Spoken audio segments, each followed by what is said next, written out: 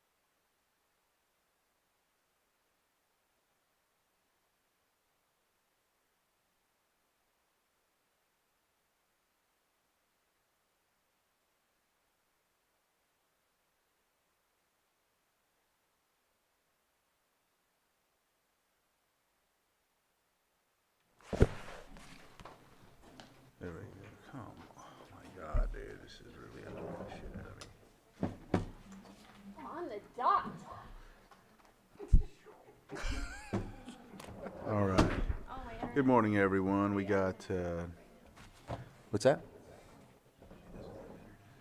Internet. I think we're good. We have to be. I'm good. All right, so good morning, everyone, for the June 10th, 2025 regular Board of Supervisors meeting. We're going to go ahead and call this meeting to order here, and we'll start off with a moment of silence. Does anybody have, Supervisor Sabatier, you want to go ahead and start off? So an unfortunate event occurred over the weekend. The majority of the community has come to be aware of this. Unfortunately, during a summer trip outing to Hidden Valley Lake, a 14-year-old who resides in the city of Clear Lake, Andrew Roberts, went missing and eventually was found drowned and deceased. I don't want to go into any specific details. There's still more investigation going to get more information, but this has been huge for Canocti Unified School District. He was at my wife's school. Her staff is going through a lot of difficult times right now. A lot of his friends and his classmates are going through some difficult times, and I think it was shocking as a whole to the entire community that this has happened to a young individual just doing what we all do every single day, trying to enjoy our lives and have a wonderful day in summer when it's hot out there. So please think of Andrew Roberts today, think of his family and all the people that has impacted him, and very thankful for those that went out, the search and rescue, looking for him. This was a county-wide effort to try and find him, and unfortunately the worst possible outcome is the outcome of this. But I'd like to think of Andrew Roberts today for a moment of silence.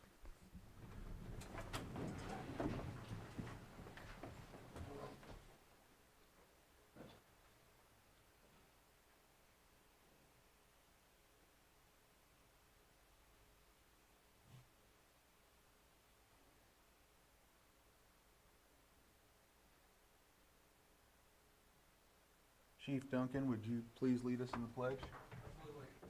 I pledge allegiance to the flag of the United States of America and to the republic for which it stands, one nation, under God, indivisible, with liberty and justice for all. Did I have him do it last time? I don't remember if I had him do it last time. Did I have him do it last time? I don't remember. I did. Oops. Sorry about that, Chief. Your brain. Yeah. All right. All right, so we have item 4, consideration of extra items not appearing on the posted agenda. Do we have any of those? We do? No, we do not. Okay, you shook your head yes, so I was like, oh, goodness. Consent agenda, we'll move on to item 5, which is the consent agenda. And as you know, consent agenda items are usually non-controversial. We usually pass them in one swoop, one vote. However, if there is a further discussion that anyone wants to have from the board, they can pull it, and so can anyone from the public. And it looks like I have 3 already, 5.4, 5.6, and 5.11 that need to be pulled. Are there any others? All right, so I'll open it up to the public. Is there anyone that'd like to pull an item from the consent agenda? No hands in Zoom. All right, I'll bring it back to the board for action. Mr. Chair, I move to approve the consent agenda as proposed with the exceptions of 5.4, 5.6, and 5.11. Second. I have a motion and a second. All in favor? Aye. Any opposed? And that motion carries 5-0-0. We will now move on to our timed items. Next is public input, 6.1.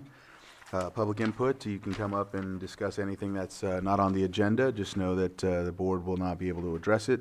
However, we will after or during or somewhere after the meeting get you in touch with the department or supervisor in the district. So if you have public input, please come up to the front, state your name for the record, and we'll give you 3 minutes.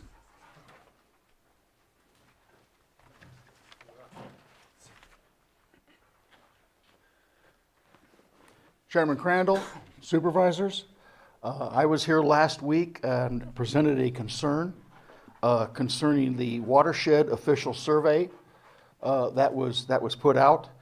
I asked 3 questions.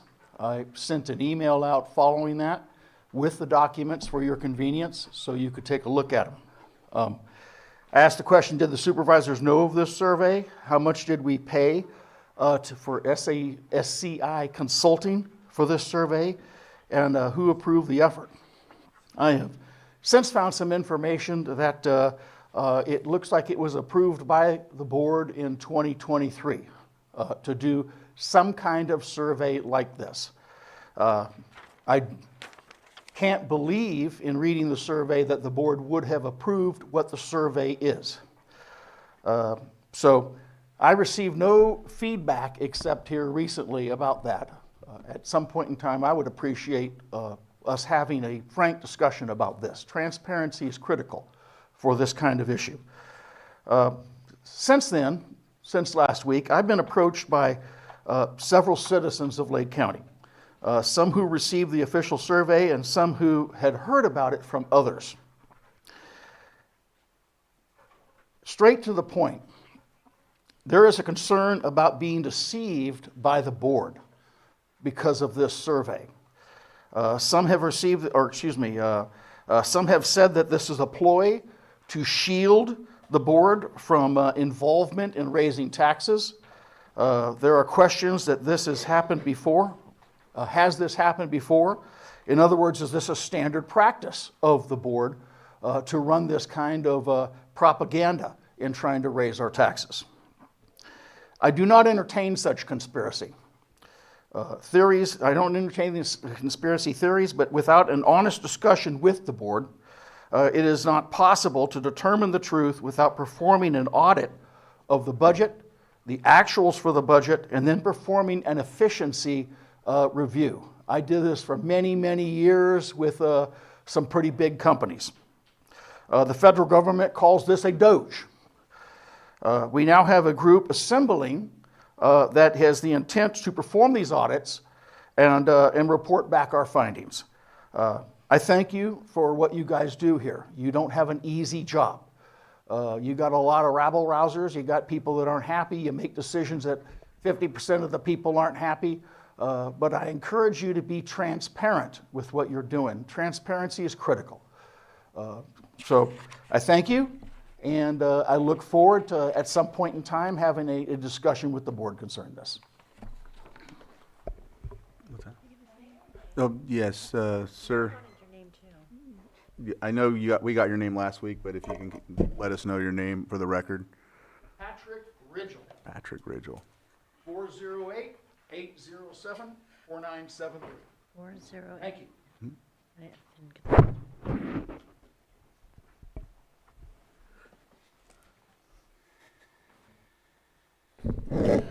Good morning, Tom Lasik.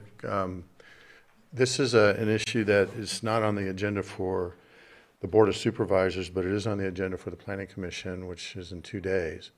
If you recall, back March 18th, this board, when it was discussing the Cannabis Ordinance Task Force, all of the board members requested that you can't outdo a pet when it comes to stuff like this, but requested to see the information first before it went to the Planning Commission. I think Supervisors first brought it up. According to the transcript that I reviewed, Supervisor Pyska said she would also like to see the summary beforehand. Ms. Owen also said yes, and Vice Chair Rasmussen said he would also like to see the information beforehand, and Chair Crandall reiterated that and confirmed that the board received a formal consensus that they would like to see that information come before the board before it went to the Planning Commission. Also in the transcript, Director Turner said she could do that it was a good idea and it made sense. However, it is on the agenda for Thursday, and I do not believe the board has yet seen it, and I'm respectfully requesting that somehow the board or CDD has to have that pushed to a date time uncertain to allow the board to see it as they originally requested. And then also just to note that some of the things that were agreed to be put in the list, considerations from the public, still aren't there. So I think in order to avoid conflict, it would be a good idea to follow the request that the board put forward back in March. And that was for cannabis? What's That was for cannabis? That was the Cannabis Ordinance Task Force update, March 18th. Around an hour and 12 minutes into the recording, you can see the discussion. And I think it was the right thing to do. And I think, I mean, it's been almost 3 years. Another week or two wouldn't hurt, and it would allow you all to see it the way you originally requested. Thank you very much. Any other public input? Go ahead.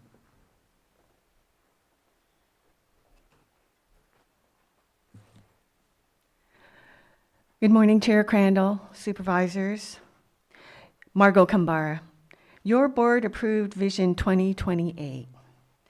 A Vision 2028 priority is being disregarded, specifically maintaining transparent and fair government. At your board's March 18th meeting of this year, your board directed community development on cannabis ordinance task force recommendations. Your board instructed CDD to bring a summary of task force recommendations to your board before asking input from other board-appointed bodies. Despite agreement by Community Development Director Turner, this action did not occur.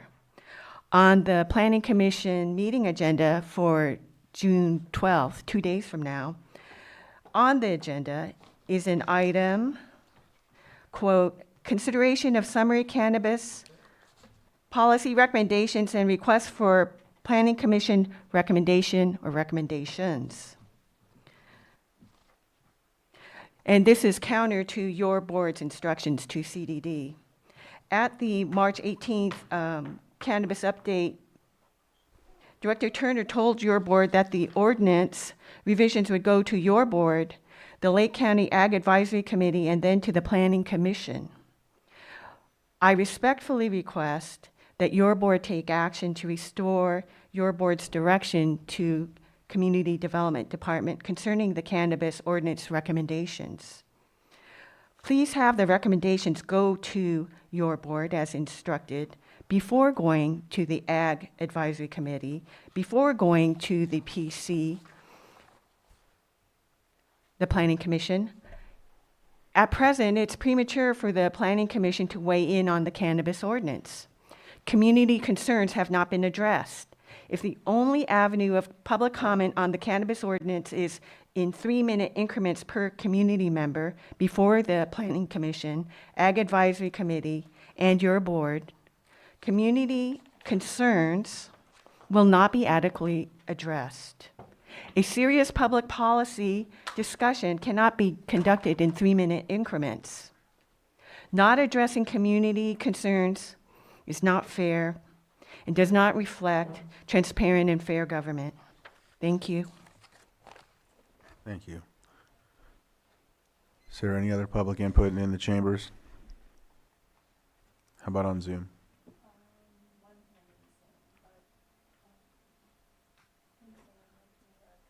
Sam, can you make Johanna a co-host so she can unmute whoever's on Zoom that wants to speak for public input?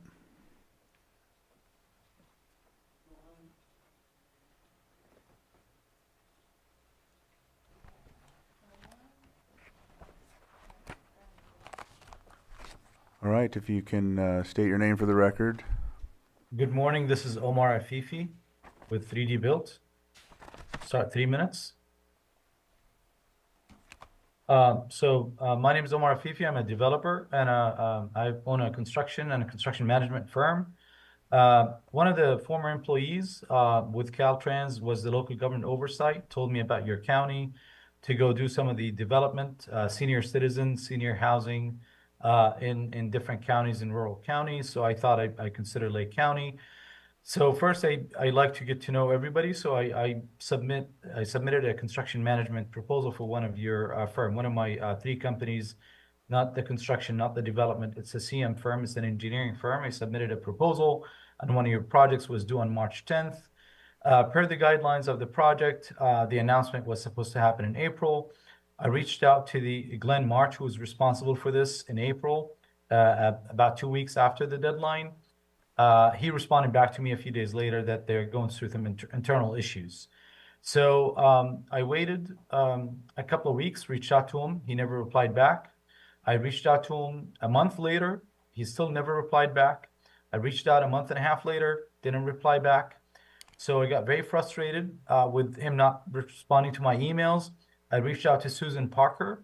I sent her an explanation that I followed the dates in the outline in the RFP and no response. And I gave her a list of the dates and everything. And instead, she responded back by saying, "Thank you for sharing your experience and concerns." Like, it was a very condescending, nonchalant, "I don't really care what you, this is your feelings," or something. This is not my feelings. This is what happened. This is the dates. I gave you the dates. I gave you a complaint. You're supposed to go at least go investigate. I told her we work with federal agencies. We work with cities, counties. And I was wondering, when I was looking into development into different counties, you have one of the most beautiful counties in the state for development, for investment, for money, for companies to move there and establish presence. However, if they're going to deal with county officials like Susan Parker, like Glenn March, who ignore people, this county will never grow to the potential. I think you have a county as pretty as San Diego County, but you're not experiencing the full potential of this county because you have public officials like this. I hope this doesn't continue. I hope this changes, and thank you very much. All right, thank you. Any other hands in Zoom? All right, with that, we'll close public input. We'll move on to our next item, which is 6.2, Pet of the Week.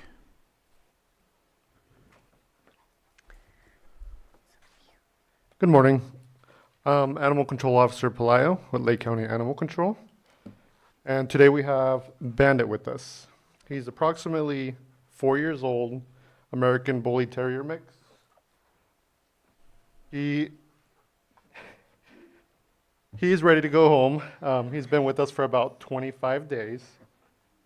He's actually very good with other people, other dogs, from what we've been able to experience. We also wanted to give thanks to the community for coming together on Saturday for our free adoption day. We came out with a total of 27 dogs and cats being adopted, which we actually still have some left over if anybody would like to come down and take a look at some.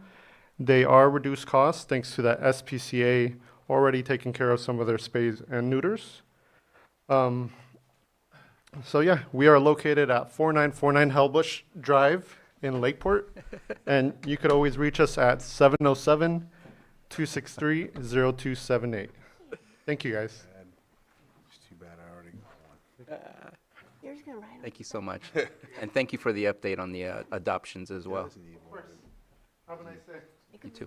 Stop it. They're trying to convince me to take. Does look like my old dog Chloe. So anyhow, next on the agenda we have our 6.3 consideration of presentation by California State Association of Counties. This is sponsored by Supervisor Pyska and Sabatier, and we have Graham Nouse here that will come up, and you can actually come up here. Get comfortable. Yeah. I don't need a leash. Probably a shock collar. With a prong collar too, or either one. If you two want to say anything to start out. So CSAC reached out. They are going to different counties currently doing a little bit of a tour. We actually were honored to have them take a tour of Lake County not too long ago. Unfortunately, Graham was not able to be part of that cohort, but we had Chastity, we had Bruce Gibson, the current president at that time, Michael Sweet and others that showed up to check out what we were doing. Today is really just information on what CSAC is working on. There's a lot going on at the state level. We appreciate the advocacy that CSAC does for us. I know that Supervisor Pyska and I are part of the committees that are part of CSAC, but all of us on this board can take part of CSAC anytime. There's not a minimum number or maximum number of supervisors that can take part, and I hope that we can kind of touch on some of how our after the information you want to provide for us, if we can also touch on how our staff and all supervisors can engage with CSAC. The better the engagement, the better the outcomes. So pass it on to either Supervisor Pyska or Graham Canals. Great. Good morning. Good morning. Yeah, I was really disappointed not to be able to join the crew as they were out here. As someone that grew up in Humboldt and has driven up and down this corridor probably 10,000 times in my life, the contractor that spoke earlier is exactly right, which is this is an absolutely beautiful county, and driving in the morning early in the summer is flawless. So delighted to be here. I want to talk a little bit about CSAC, what we do, and also to really celebrate the presence that Lake County has outside of your borders, but in pushing forward your community, because it's a lot. And it's a lot with Supervisor Spatier on our board and Supervisor Pyska, who serves as the alternate. But also, we have 5 policy committees at CSAC that cover all the scope of services that counties provide. And 2 of those 5 are chaired by Lake County supervisors. So 5 committees. There are 296 supervisors in California, and 2 of those 5 committees are chaired by members of this board. That is where our legislative platform is created, and so that's our bread and butter about relative to what we are doing on behalf of counties all across the state, and that's awesome.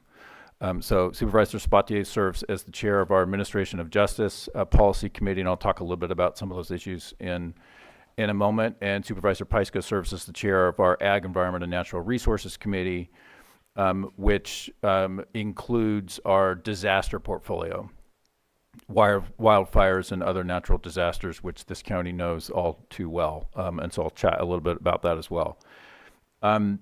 Lake County is 164 years old. CSAC is not quite there, but we are 130 years old.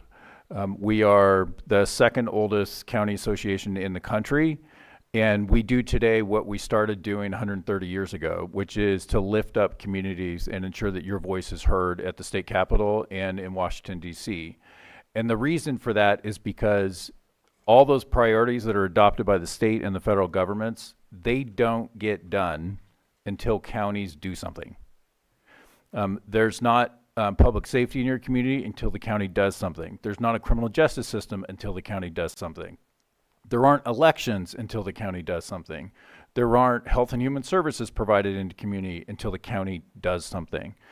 And on and on. There's so much of an integral role that the county has in communities that is often dictated by the federal and state governments, but it can't be done unless you have the resources, the authority, and the flexibility to do it in a way that makes sense in your community. And that's what we seek to do each and every day. And I'll share a little bit about what those priorities are in just a moment. In addition to our core advocacy, we have 2 other parts of our operation that are relevant. One, we have a business arm that focuses on value-added business services that help support county government or county operations, or that provide direct services to residents in your community where it makes sense, like property tax payment, for example. Our newest endeavor came out of Del Norte County, and that is to serve as the property agent, the realtor for transactions that counties may not have internal capacity to carry out. And so we are doing that with Del Norte County, and we're working on that with Glenn County as well, and others in the space where you may not have the internal capacity in order to manage your portfolio of properties, or in seeking out additional properties, for example, if you need a behavioral health treatment center or whatever it may be. And so if it makes sense, then we're happy to assist in navigating through that. And if you can do it internally, all the better. Please go forward and do great work on behalf of your county. So wanted to reference that. We are at a very interesting time in terms of what's occurring in the legislature. The initial deadline for bills to move from their first house over to the second was just last week. There is one area that is still not settled that is relevant to Lake County, and that is a bill that impacts the carrier of last resort, We are heavily involved in advocacy around that to ensure that nothing happens in communities that doesn't preserve access to critical connectivity. And that is highly relevant in a number of parts of this county and in a number of your colleagues across the state. And we want to make sure that there is only forward movement in spaces where your community has alternatives. And that we can ensure those ingrained in state law or through the Public Utilities Commission. So we're very actively engaged around that issue. Relative to the state budget, there was a legislative agreement that was announced late yesterday between the Assembly and the Senate. That is not in agreement with the governor. And so currently there is a budget proposal from the governor and there's a counter proposal from the legislature, which they will vote on between now and Sunday to meet their constitutional deadline. There are a couple of items in there that are very important. One deals with Proposition 36, which the voters overwhelmingly passed to change the criminal justice system somewhat and add a real tool related to substance use diversion so that folks could have treatment when it is necessary. In order for that to occur, you have to have funding in order to carry it out. And so that requires investment in behavioral health, investment in probation, investment in the district attorney, investment in the public defender, all of whom have new responsibilities under the proposition. In the most recent proposal from the governor, that was proposed to not be funded at all. And it turns out you cannot deliver services for free. And so when the population, 68% of the voters say Proposition 36 is a top state level priority, we believe that the state should then fund it. It's the only way you can actually do it. And so we continue to push on that. In the legislative agreement, there is a modest amount of funding. It's just shy of $100 million. That is nowhere near what is needed in order to successfully carry it out. So our advocacy will continue on that front. The other piece that is relevant to mention here is around homelessness. We've been very active around homelessness in both urban and rural areas for a few years now. There is a program. It is the most successful homelessness program in California. It is called the HAP program. And I'm not going to articulate the acronym because every time I do, I get a call from my team that I got one of the words wrong. So I'm just going to say it's a homelessness related program that has a fair amount of flexibility, but unfortunately has only been funded on a 1 year at a time basis, which means you cannot make multi-year investments to truly address homelessness in your community. You're almost required to spend the money inefficiently in the way that it is structured. And so we're pushing back on that. There are dollars in the budget agreement for this, about $500 million. It has been $1 billion a year, and so what is currently on the table is half of what has been in place for the past few years. And so that we have some concerns around having the same expectations of what is happening or higher expectations in terms of what is happening around homelessness, and yet half the funding in order to make that happen. We also continue to believe that until the state clearly articulates who's actually supposed to do what level of work around homelessness, then there's going to be more spinning than is necessary and a lot of folks looking at others who haven't done as good of a job as they could have, although no one actually has clear responsibilities. And so it is almost mind-boggling that as it relates to homelessness, it is the only policy area in California's 175-year history where there's absolutely nothing in state law that says who's supposed to do what. It's the only one. So child welfare, criminal justice, K-12 education, transportation, whatever, in every other policy area, there's some set of rules about what we're trying to accomplish, who does the work, and what tools and dollars do they have in order to carry those out, except for homelessness. So we shouldn't be surprised when there's not more progress being made because there's not clarity in terms of what that work is, and there's clearly not an ongoing investment in order to make progress in communities. So that's a critical issue. And then I mentioned disasters earlier. We have created a comprehensive disaster proposal that in many respects comes out of much of the frustration and experience and learning and leading that has occurred in this county. Supervisor Peiska has been very heavily involved in those efforts with us. They also learn on from what has been occurring in Los Angeles relative to their fires. Things like when a substantial disaster hits a community, there should automatically be a number of things put in place. Property tax exemptions for impacted homeowners and businesses, a backfill of those to the county who is attempting to try to rebuild in those communities, expedited debris removal so it doesn't take 2 to 4 years to remove debris, which becomes a new fire hazard, and instead it can be done in under 6 months.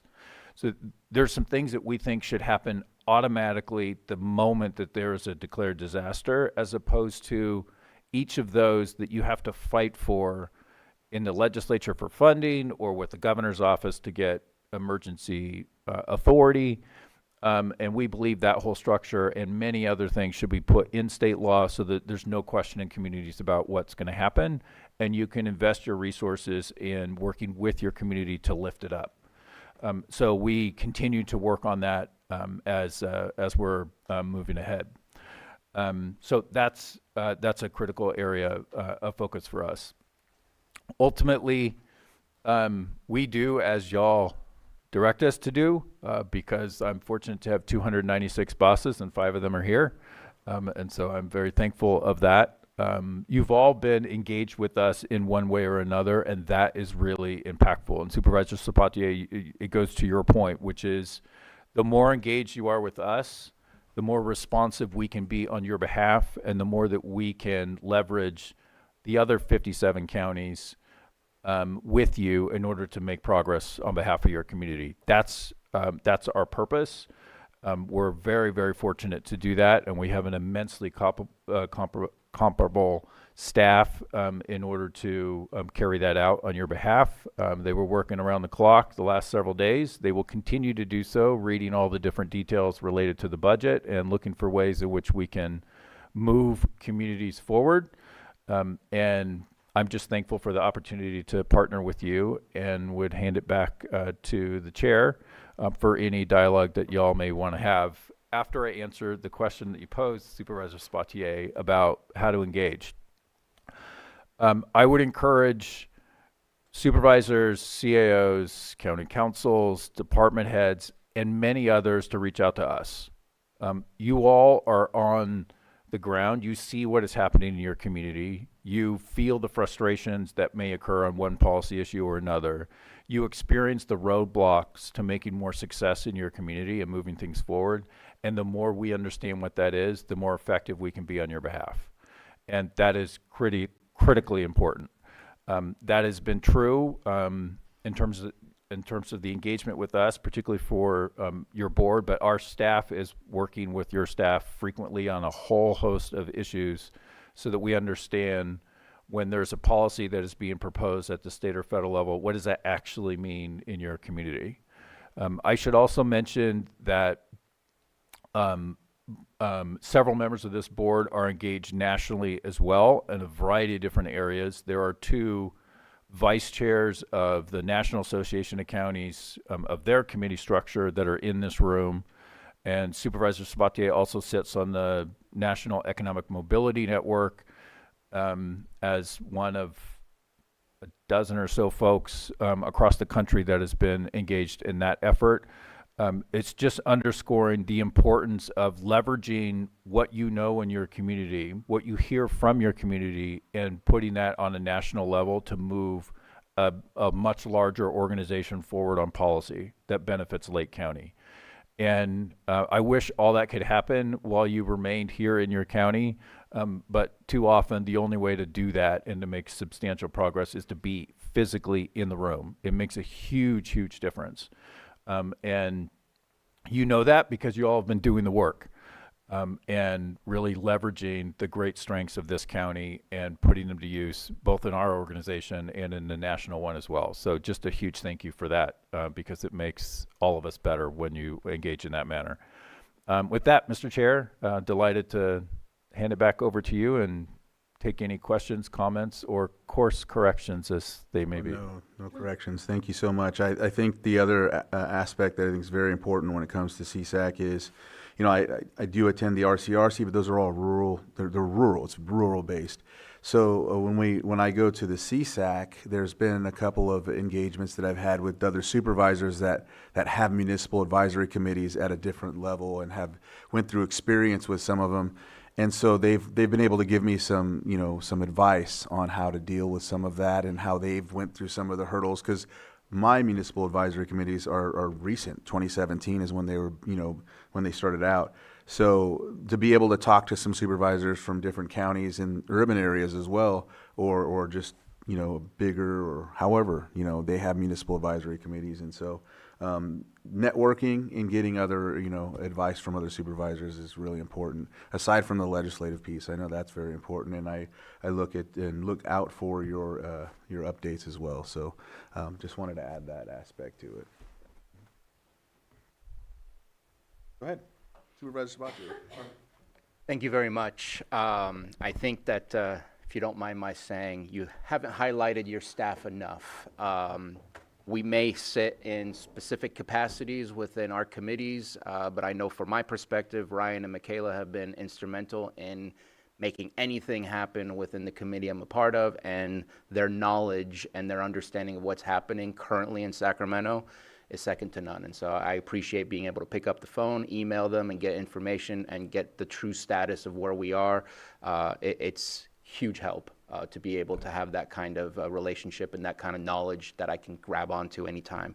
I want to speak a little bit to the homelessness part.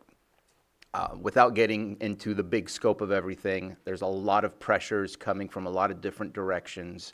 And what we're seeing, and I believe it's statewide, and it's definitely happening in this county, is our seniors being impacted the most at this moment. And that's what we're seeing in our biggest growth in our homeless population, is those that are 55 plus. With the cost of living going up, all the changes potentially happening to our healthcare system and the other support services that Medi-Cal and Medicaid are attached to, those all give me pause and concern for the future of our seniors, and how we're going to be able to take proper care of those who have already paid their dues by doing what they've done in their past. And I think, in my opinion, it comes down to one thing that we have been trying to really do, and I don't want to say we have failed, but it doesn't feel like we've turned the corner. And I know there's a lot of work being done around the state and a lot of work being done here in the county, but housing continues to be a problem. And the lack of housing is one of the biggest factors to push the cost of living continuously up and up and up due to supply and demand. We have to find ways to make it as simple as possible in the appropriate ways, but housing continues to be an issue on how we can resolve these. I can't spend my money to permanently house somebody when I don't have housing.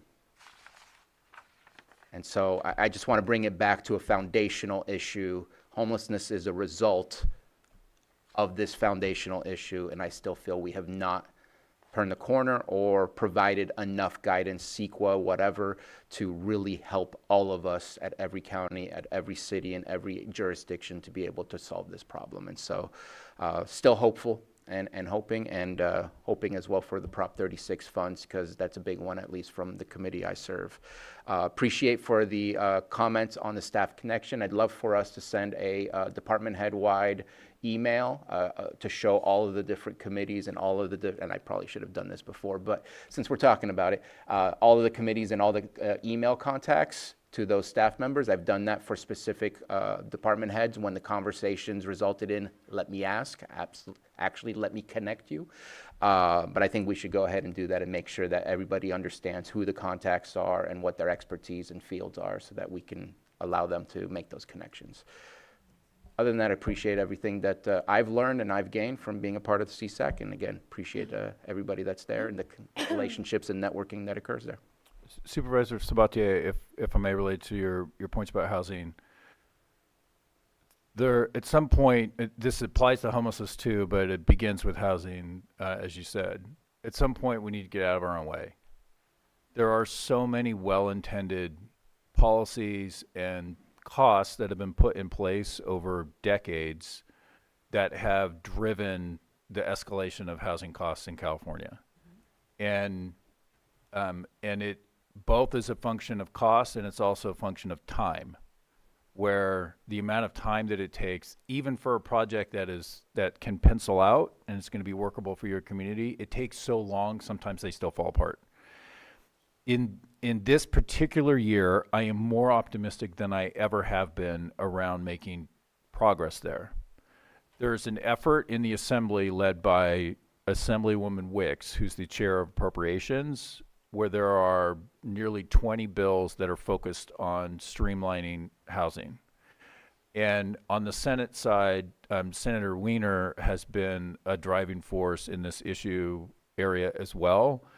And both on getting things out of the way that are whose purpose has broadened so substantially that it no longer is connected to why it was there in the first place. And so there are more active efforts this year than I have ever seen that are less than bill titles and more about actually substantively making changes. And so that's very promising. On the more specific to homelessness, we've created a pilot that sort of intersects housing-related projects that are about the homeless, so shelters, transitional housing, permanent supportive housing in communities. And it is also in this same space. We've met with a bunch of folks that do the work locally. We've met with nonprofit developers. We've met with a number of legislators in both houses, primarily in the Senate, and we'll be putting this pilot in a bill that has just moved from the Senate to the Assembly here in the not too distant future. That is focused on making it more workable to have the facilities that you need in order to carry out services. So if supportive services are needed, you have to have a facility in order to do that. You have to have staff in those facilities doing the work, and we're trying to address that. And we've made some progress, I think, for the first time ever, where it's not just one part of government, it's counties and some cities together. And so that is unique. And we're trying to shake things loose a little bit so that you have more tools in your community.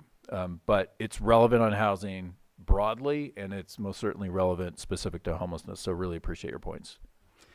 And if I may just quickly follow up, appreciate all that. I do want to bring up something just real quick, put you on the spot. When we did have a visit from CSAC and your crew, we did talk about the lack of engagement with your grant program. I want to make sure that because we talked about negotiating, how can we get Lake County involved? The grant program would allow us to have an easier access to grants by going through that program. I want to get us back at the table to continue and negotiate. What does that look like, and how can Lake County best utilize that grant program, because we have not utilized it at this point.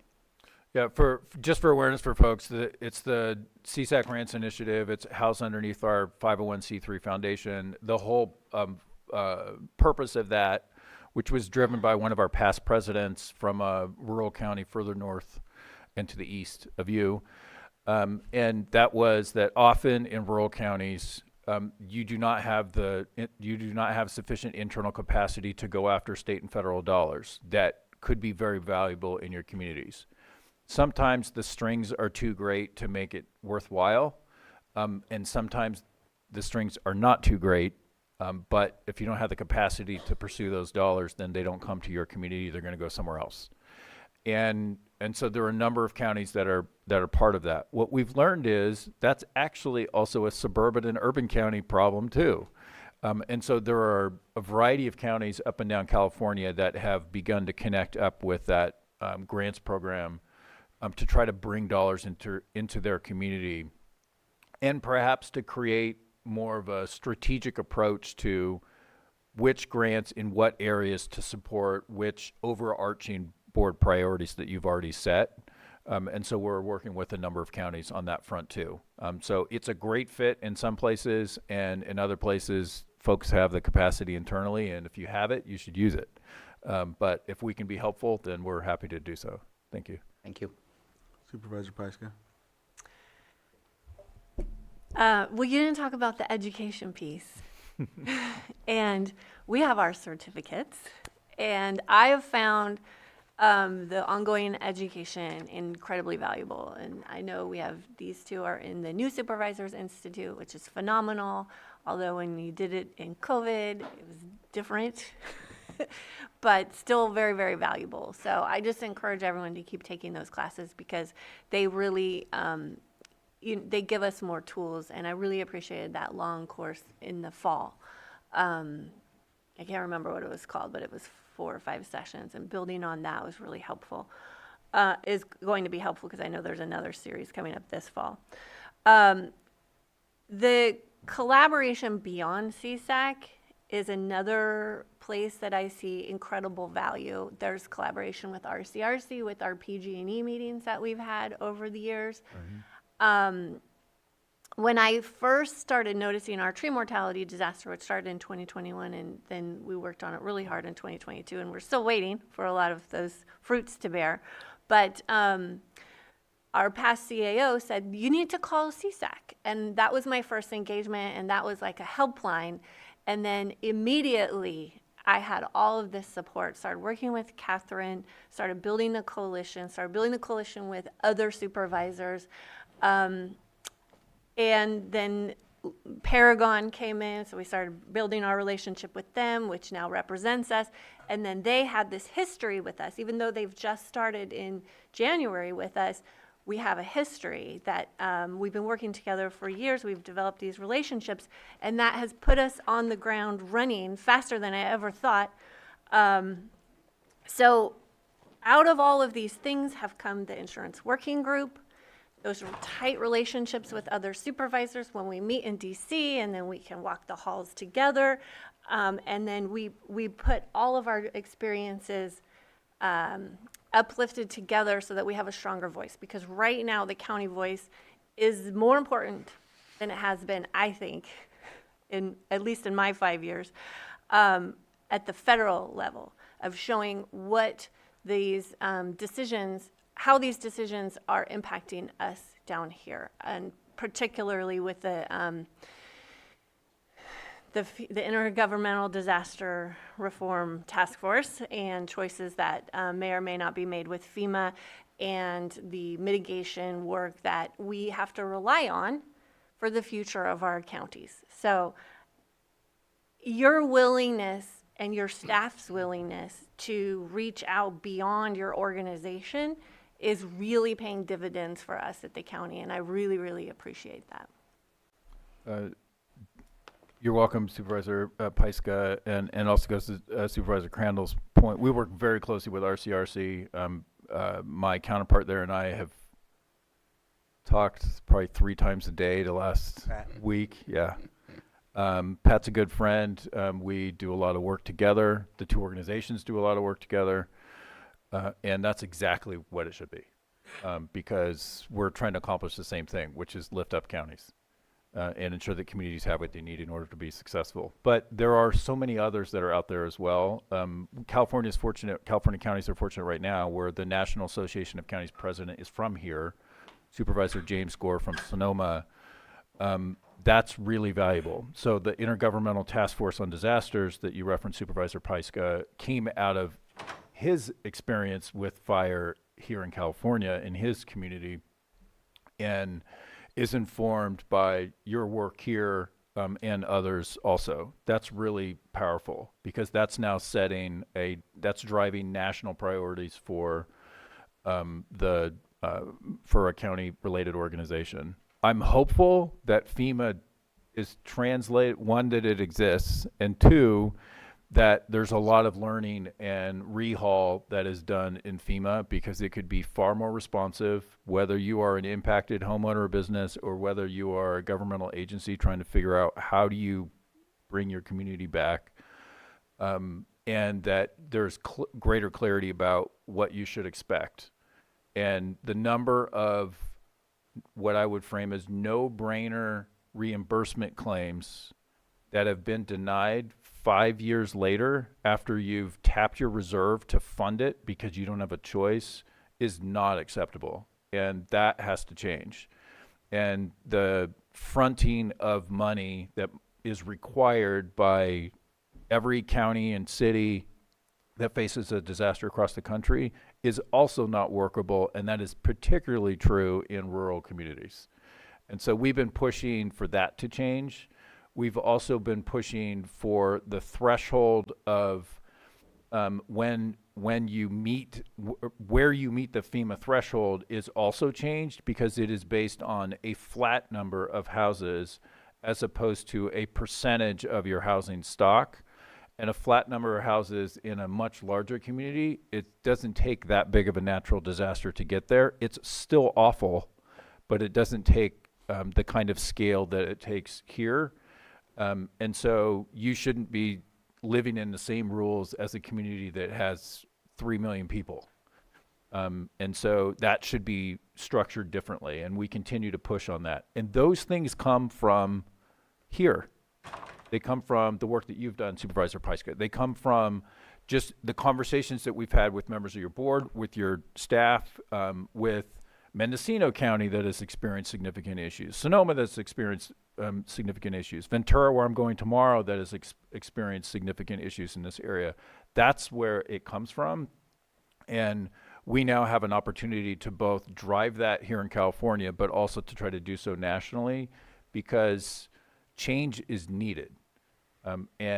That isn't political. We don't sit on the political spectrum at all. We just want communities to have the resources, the authority, and the flexibility to do things in a way that makes sense to them. And that is different here than it is in other communities, and that's okay. We celebrate that. Your community's different. And so to us, it's fairly simple. It's just not always easy to convince the state and the federal government exactly what is best for the communities that they are overseeing. So I'm going to go ahead. Oh, sorry, I didn't see it, Brad. Go ahead.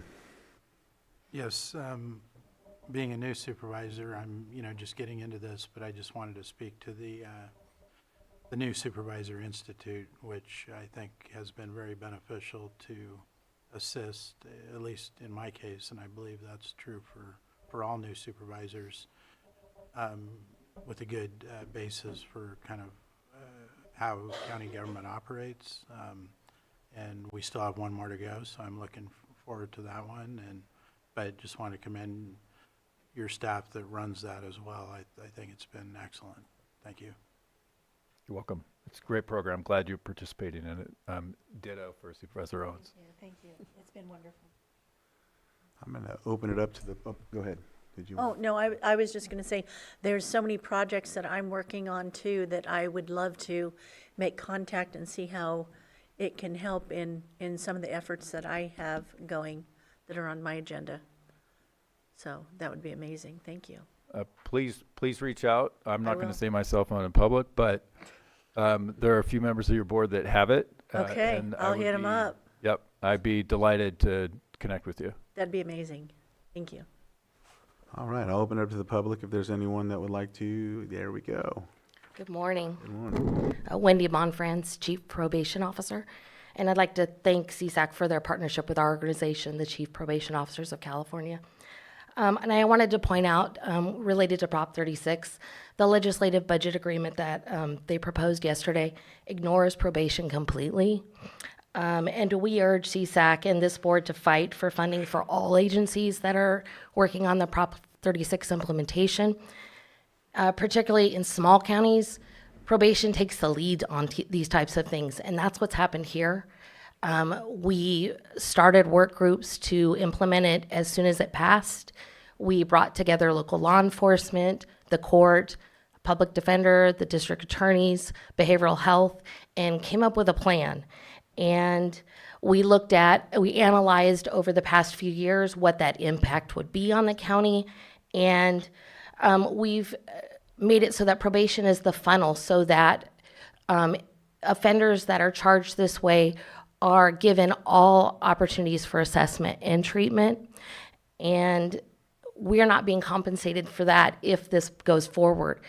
And we will do the work and we'll figure out how to make it work, but it could have an impact on other things that go on in this county that we are responsible for every day, including holding people accountable, keeping the public safe, and making sure that all individuals that come into contact probation have everything they need.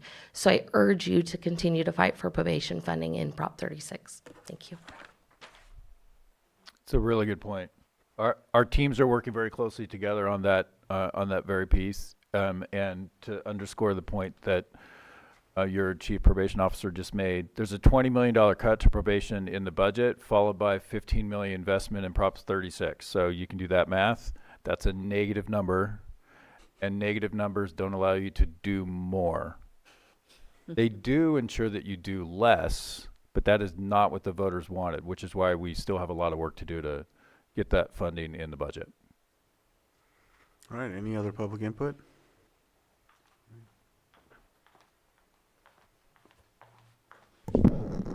Hi, Elaine Brown, and thank you for being here. I just want to speak on homelessness, and I've been in the system for a couple of years now and have talked to people on all levels, sat around tables with people like myself, and also talked to people who are the heads of charities. And what it appears to be, just from a teacher's standpoint, is that the state of California gives grants to many charities. So it's a lot of work to write grants in the first place. So a lot of energy goes towards writing grants. And they only get those grants if they're servicing people. I think it'd be great if they were given grants for how well they're able to put people back into society. I think that would be a more beneficial way of financing grants. I would really like to see the state of California not do that. It'd be like a public school always having to do grants to keep going, and that's a lot of energy. So I was very blind to what goes on in the system until I fell into it. What's there, what kind of resources for someone like myself. They're really like $172 a month for 3 months, maybe plus food stamps and insurance, which I'm very grateful for. But that's not sustainable even for gas money to go from place to place.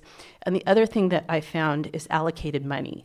The places you go for services, like say Sonoma County has maybe 30 charities that you're going to. Allocated money keeps them from being able to help someone if they need gas money to go down to see a mother or something of that sort that's in a different locality. It might take 2 days if you have an emergency to go somewhere because everything's allocated. And really sitting around tables with other homeless people, we aren't really clear on how money is spent and who gets what and how that happens. So I think it would be really good to have fiscal oversight, and also to the people that sign in when they go to these different places, that's how they get their grants. Randomly pick people and see how they were serviced by those charities. Were they favorable? Did they really get what they were told they were going to get? Because often I've heard people have done the work, they're told they're going to get money, and then it never materializes. So what happens to that money? I'd like to know. These are just some things. Also, there's some very good things out there. Redwood Empire is amazing. Another place that gets federal funding, or I guess county funding, is Advocacy Wellness Center in Santa Rosa. Another one is one that's done by mostly philanthropy, and that's the Living Room. I really think they should be looked at as models for the whole state. Thank you.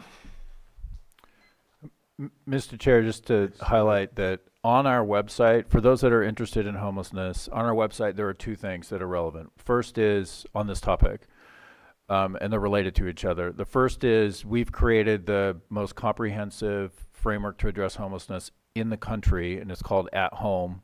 There are 6 pillars to it and a ton of policy that's in there, and it maps out who should be responsible for what, so the public knows who to hold accountable for different components of it. So that's first. And then second, the pilot that I referenced earlier, that's also on there. And so there are links where folks can take a look at that and see what is being proposed.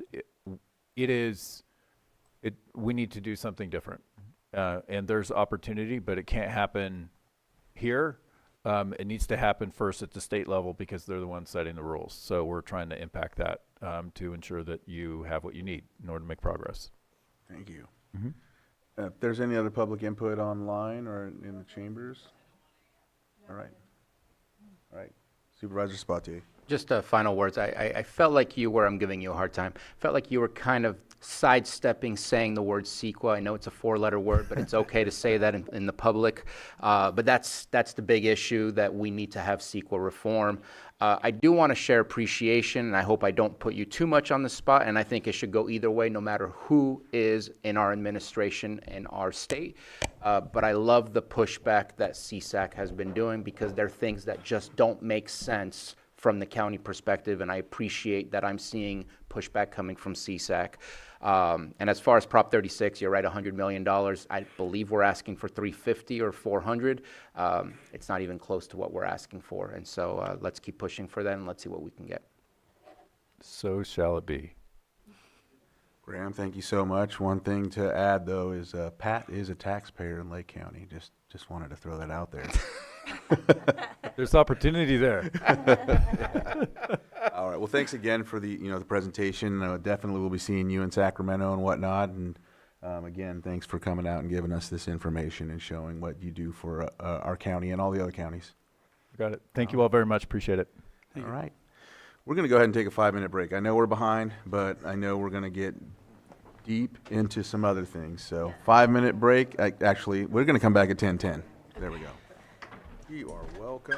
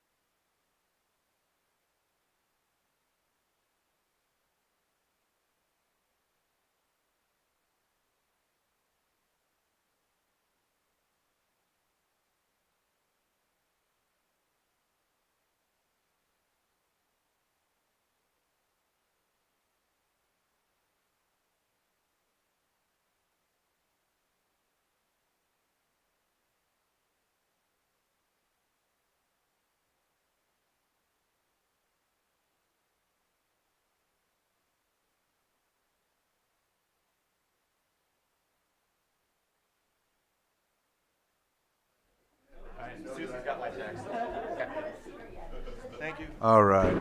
Knocked the gavel, but We're some gonna- people ran away. Yeah, we're only 3 minutes over than the amount that I said, so we'll go ahead and move on to our next item. All right, 6.4, public hearing, consideration of proposed ordinance to designate fire hazard severity zones in the local responsibility areas in the unincorporated lands of Lake County. It's continued from June 3rd, 2025. I know Maria Turner, CDD Director, is on Zoom, and we have Terry Logston and Jack Smalley here in the chambers to go ahead and present in chambers. So I don't know who I give the floor to. I think I'll just give it to Terry. No, Maria's gonna. Maria, okay. See, I, Good morning. Raya Turner, Community Development Director. What you have before you today is a proposed first reading of a draft ordinance updating the fire hazard severity zones for our local responsibility areas. The Office of the State Fire Marshal is required to update these designations. And the maps that are attached to this draft ordinance reflect the changes in much of our county that is consistent with our current environmental conditions. These draft maps were put out for public review for a 90-day period, and we did collect input. So the maps were available for the public to review both on the ready.lakecountyca.gov website, as well as in large formats, paper copies on the walls in the Community Development Department. We gathered this public input through email, but it was inadvertently omitted from last week's item. It has since been attached and was available for your consideration for this week. Additionally, supervisors had questions last week. Specifically, Supervisor Owen wanted to know how the changes in the designation of a fire hazard zone might affect development permits. And so I'm going to turn the mic over now to our Chief Climate Resiliency Officer and our Chief Building Official to answer that question and any other questions the board may have. Thank you. Good morning, board. Is this on? There we go. there it is. Terry Logston, Chief Climate Resiliency Officer and Tribal Liaison. I would like to go over this quick presentation. Does that work first? Yes. Okay. So, as you know, the Board of Forestry and Fire Protection updated the LRA, Local Responsibility Area. I'm going to try very hard not to have acronym soup, but there's a lot of it. So they updated the maps of the fire hazard severity zone, and was received by the County Administrative Officer on February 10th in 2025. On February 12th, the Lake County Community Risk Reduction Authority issued a press release to the public announcing the 90-day public comment period was open, and community development, as Director Turner mentioned, has received several comments which are available to the public via the county's website. So what are the zones? Clear Lake, so the maps are required by these two government codes. They identify levels of fire hazard, and there's 3 different levels. Clear Lake and all water bodies were designated as moderate due to infrastructure such as docks and piers, boats, etc., that can catch fire. Your board may recall the damage during the sulfur fire of numerous shoreline structures, including docks, that were destroyed. And the Board of Forestry and Fire Protection wants to be very clear that it identifies fire hazard, not risk. We can reduce risk, but we cannot reduce hazard, which includes topography, wind patterns, temperatures, etc. And so the zones are determined using they're modeling using the best available science and data, and they develop these hazard zones. And in the factors that are listed, the fire history, vegetation, flame length, blowing embers, proximity to wildland, terrain, and weather. For Lake County, firebrand production and transport modeling included what is locally called the Konocti winds. We've all heard of the Santa Ana winds in Southern California. Of course, those are what drove the wildfires there this past January, devastating the communities. And to a lesser degree, we've heard of Diablo winds in the Bay Area around Mount Diablo. But here in Lake County, we experience what are called Konocti winds. And there's a really good explainer video that CAL FIRE LNU, the Sonoma Lake Napa unit, created a video, and it's posted to their YouTube channel called Fire Prone Areas in the LNU. Why is that? And it was released last May. Sure.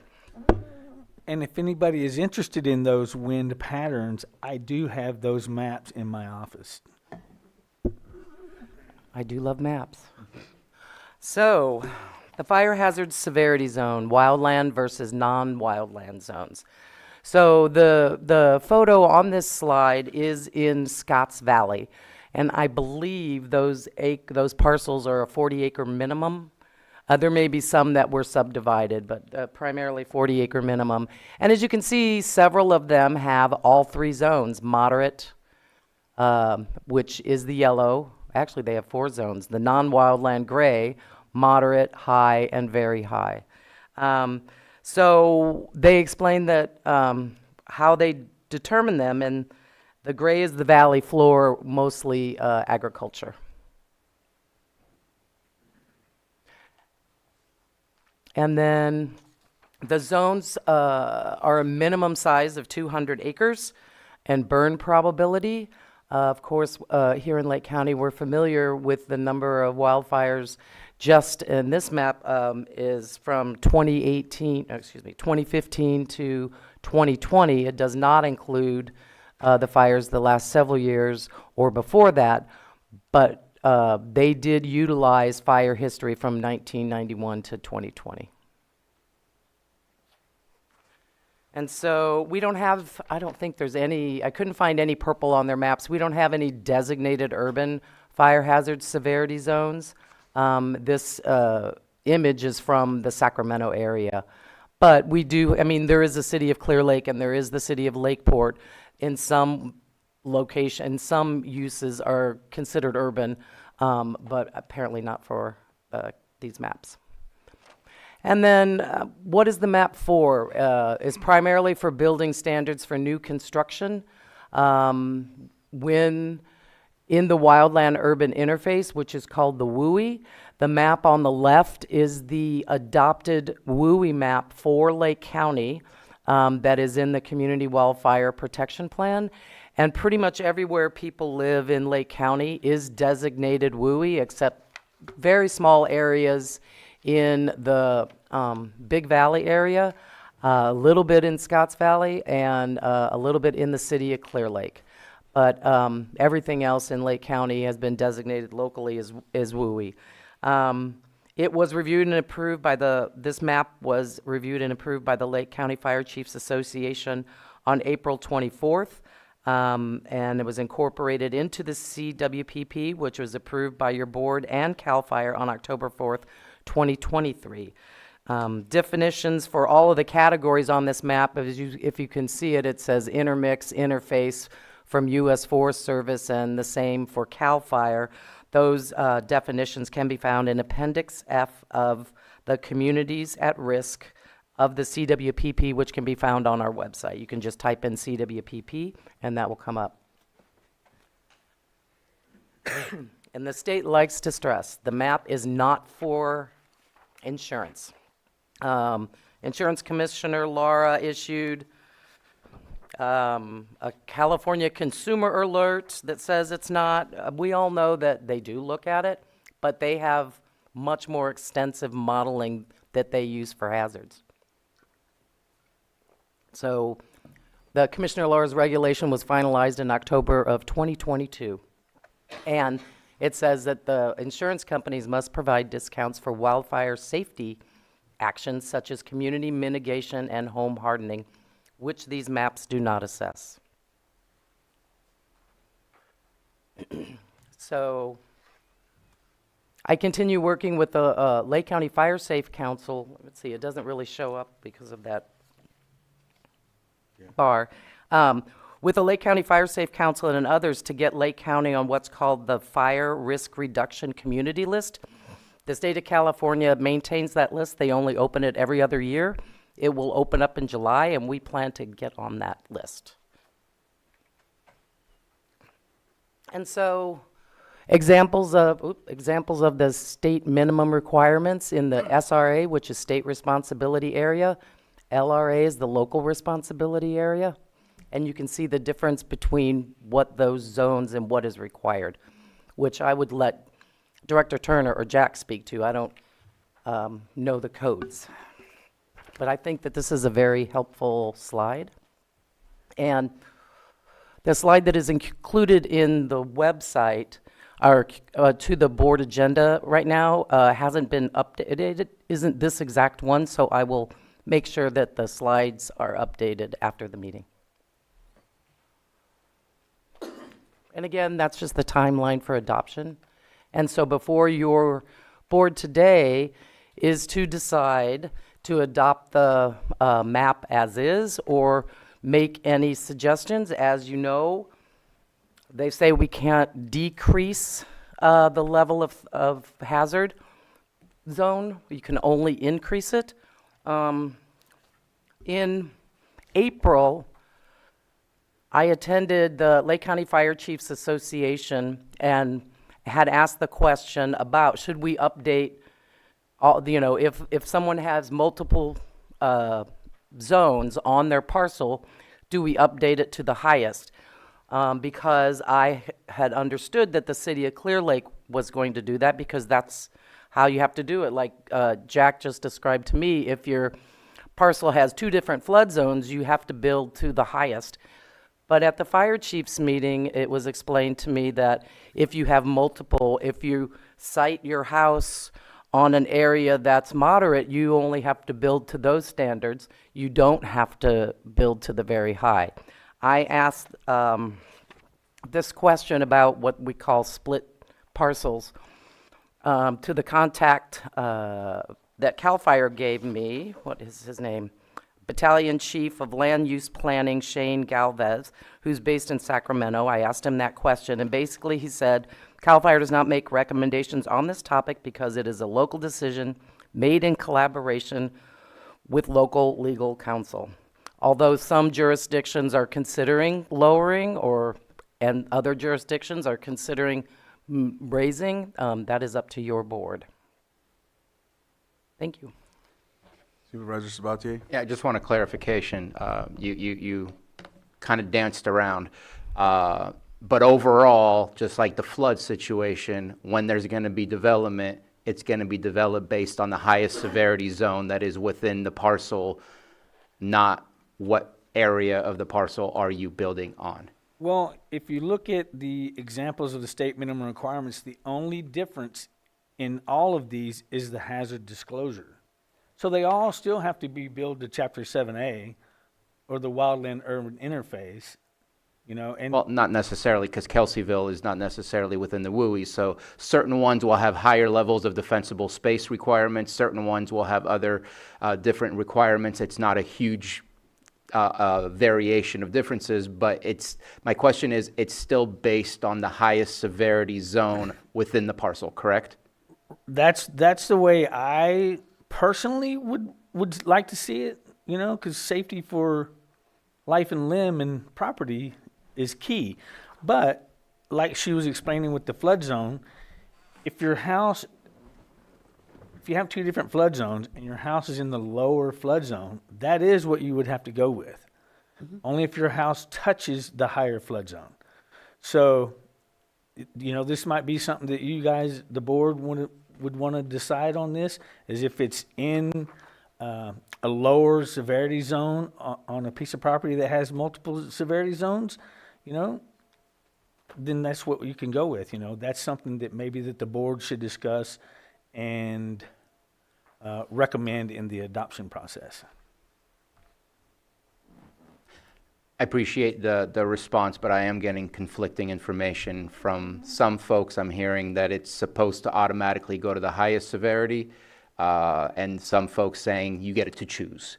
And so I'm a little confused as to what the actual regulation is that's coming down from the state based on this.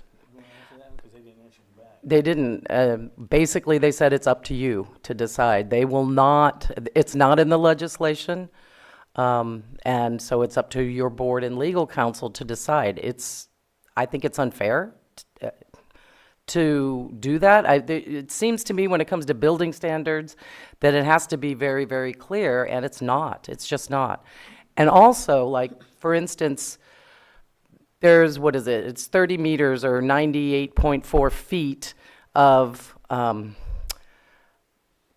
can be off on the maps just because it's a satellite, that is doing it from the Earth. And if you look at, say, the Clear Lake Keys in Clear Lake Oaks, all of the houses in those keys should be designated as moderate because of the docks that are in the lake.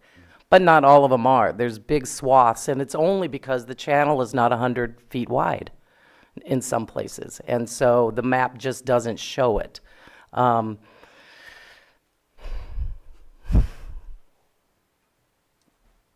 ahead. With this, is there any flexibility? And I'm one that would rather go, for instance, I know I'm jumping around. When we bought our property, we owned a portion of Pewter Creek, the land that Pewter Creek goes over. So of course, a portion of our property was in a flood zone. In order to, we already had a house built, but in order to get flood insurance, we had to go, even though our house was on a hill above Pewter Creek Bridge, Hartman Bridge, we still had to go do documentation and do a survey, or what do you call that? It's a survey or whatever, elevation survey to prove, because of flood insurance, but because of a portion of our house was in the flood zone. And so for me, I'm more lenient. My belief is to try to work as hard as I can to make things possible for our constituents. Okay, to make it as easy as possible on them and the least expensive, to make something work. So if you're in a fire zone and it's considered high on a portion of your property, what is there the flexibility to improve? It doesn't sound like it is by what you stated, but to have the fire department to sign off to say, you know what, there's been huge improvements in the property, therefore we can downgrade their status? No. Yeah, that's the risk versus hazard thing. You can reduce risk, but you can't reduce the hazard. The problem is on these maps, when you get to the parcel level, it's, what's the word? It just doesn't have the granularity because of that 90 meter or 98 feet. That just doesn't fit. So some jurisdictions, the chief Galvez told me, they're allowing, if it's a certain percentage of a parcel that is high, but the rest of it is moderate, to go with moderate. But then you open yourself up to liability. Well, if you're building in the moderate area, though. Right. It should be. That has how both cases have been explained to me, and I wish that I could make a recommendation that made sense.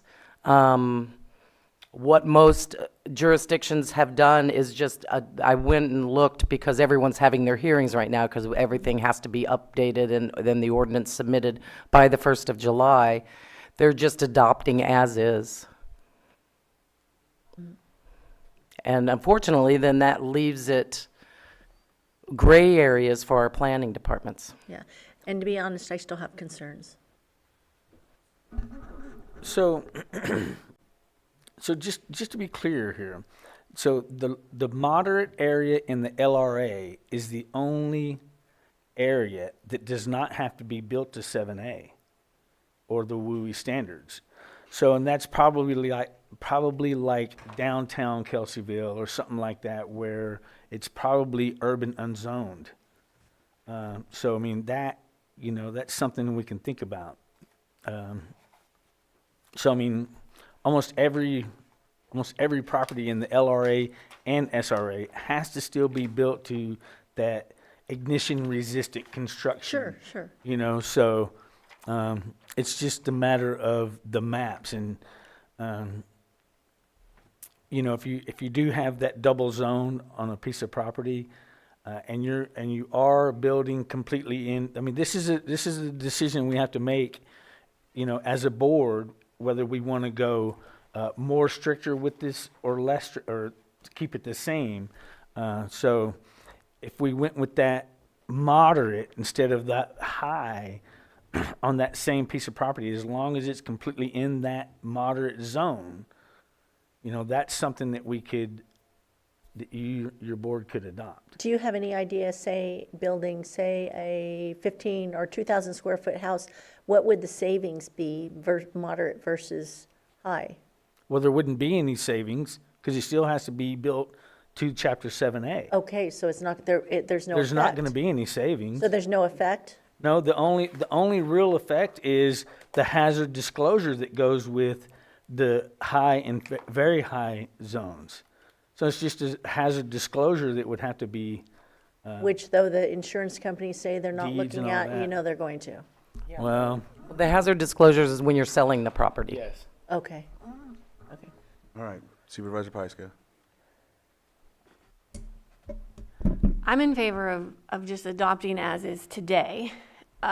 We are in the middle of updating all of our plans, our safety element, our zoning. These are decisions that we can make as a county down the road in the next year or so as we move through this process. But these are not our maps. No. They're not ours.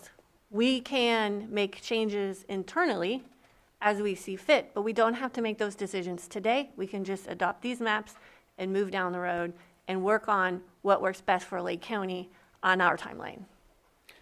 Yeah, as long as it's, you know, across the board and not less than. Correct. You know, and I agree with that 100%. Okay. Supervisor Owen. And I understand that. If we have no control over any of this, why do we need to vote on it to adopt it? Just curious. Because it has to, because it's a state regulation that we adopt this ordinance. So there's an ordinance that was written that we need to adopt, put in place for this. So I mean, it's a state regulation. So we really don't have any control. No.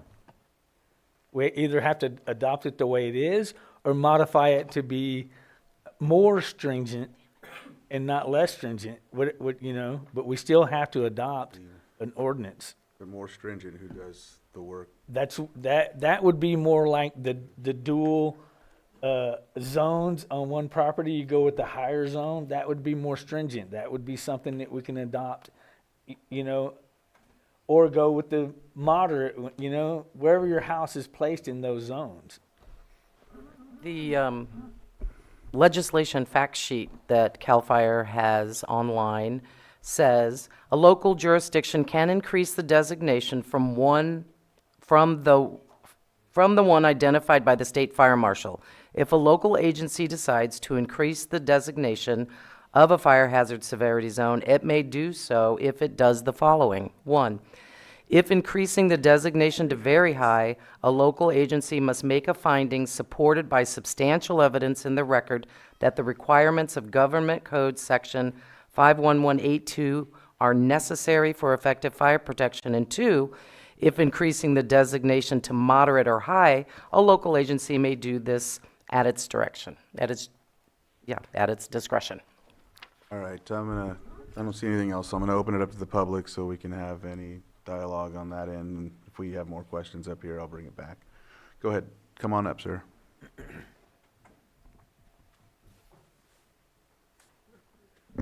Tom Lasik, I just have a question. Looking at the map of the entire Lake County, I don't know how many parcels we have within the county, but what percentage of them are really in this transition between two different zones? I mean, are we having a debate about 5% of the parcels, 25% of the parcels? I mean, how problematic is this really? And that's in the unincorporated areas. Yeah, exactly. It's just it's a question.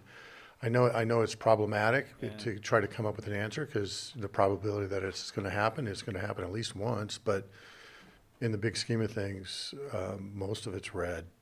You know, Yeah, we really don't have that kind of data with this. It wasn't even published with this.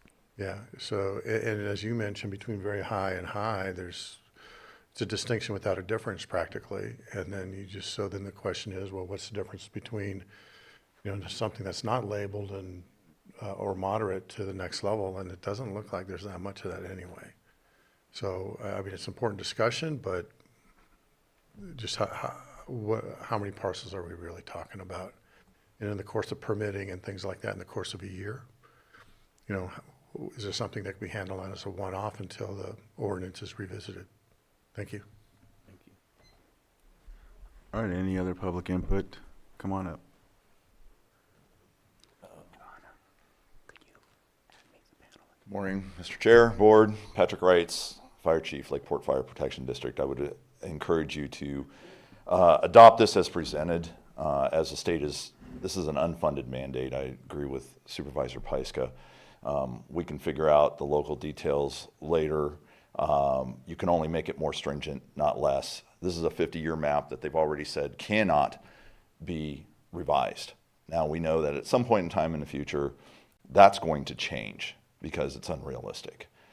Just look at the fires that we had down south in January and the large swaths of land that were impacted by that. And then they're saying that those are still going to stay in the very high severity areas. I'm just throwing that out as an example. That's a problem. When we do mitigation measures, whether it be through large burns or through other means, we're constantly getting grants through our different organizations in this county to go out and abate property. And the state's saying, we're not going to recognize what you do when it comes to these large tracts. And if we have a large fire, we're not going to recognize what has been done, the damage that has been done, or the fuels that have been mitigated through that large fire. So this map is, again, it's an unfunded mandate. It's very imprecise. When you look at just the 30 meters or 100 feet, plus or minus, when we know they can get down to within 2 feet, there's a lot of problems with the science that went into this map, in my opinion. And since it is an unfunded mandate, and we cannot lessen the degree of severity on somebody's property, adopt it as is. And then when we start looking at the local impact and the ordinances on what we can do through our building code, our local building code, because there are measures that we can. I know that if I'm in this flood zone, I can survey my property, and if I have enough room to move my house out of the flood zone, I don't have to be in a flood zone.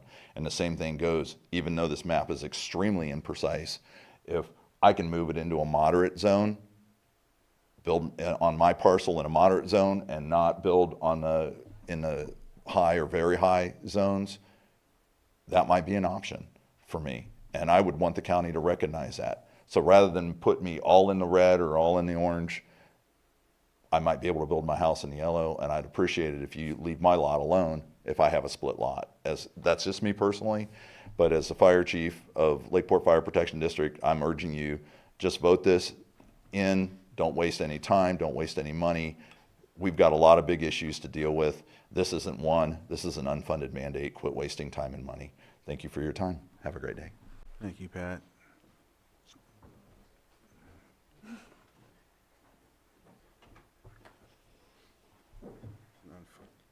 Good morning, Paul Duncan, CAL FIRE. Just want to speak to the split lots. So as clarification, and I made a call this morning, so same answer that you have, Terry, is that if it's split lots, they can develop on the lowest level, and then that is what that structure is considered. But I think I agree with Patrick that we are looking at this as adoption, just because this is a state-built map. We have no input on how the lots are calculated and what the risk is or what the hazard is. So you're really stuck, and every one of these is a 7A construction, so it's already going to the highest level of structure. And as we saw down south, it doesn't matter what your level of structure is. What we have to do is treat the landscape, and we have to get the defensible space handled around the structures to prevent them from burning. So really, it's on the local level, that's what we need to do. As far as this adoption, we're just really stuck with the product that we have and being able to go to the higher level. But I think addressing the bigger elephant in the room is the insurance costs and those hazards and lowering those for our property owners. So thank you very much. Thank you.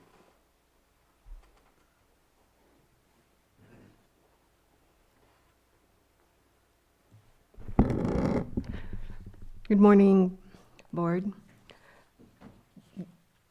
Your board may not be able to change or do anything else other than to adopt the fire hazard severity zones map. But as Supervisor Pyska pointed out, what we do with the maps and how we deal with the aftermath of adopting the maps is within our control. In a disaster, Lake County pulls together to keep everyone safe. Now in a time without disaster is a time to plan for everybody's safety. It takes all of us working together to keep us safe. Last month, your board designated May as Wildfire Community Preparedness Month in Lake County. The community must do its part. Similarly, the county needs to do its part to keep us all safe, specifically reviewing ordinances, such as one allowing the use of generators as standard operating procedures in high and very high severity areas. We're entering high fire season, and we hope that we can all see the end of the season safely and quietly. Thank you. Thank you. It's Margot. Just wanted to make sure she didn't say her name, but we know her name, Margot Kimbura. All right. Anybody else from the public? Anyone on Zoom? All right. So I'll bring it back to the board for a quick, we're 10, 12 items behind, so a quick follow up. I wanted to just quickly share my screen because I am, just wanted to double check on this. Let me see first.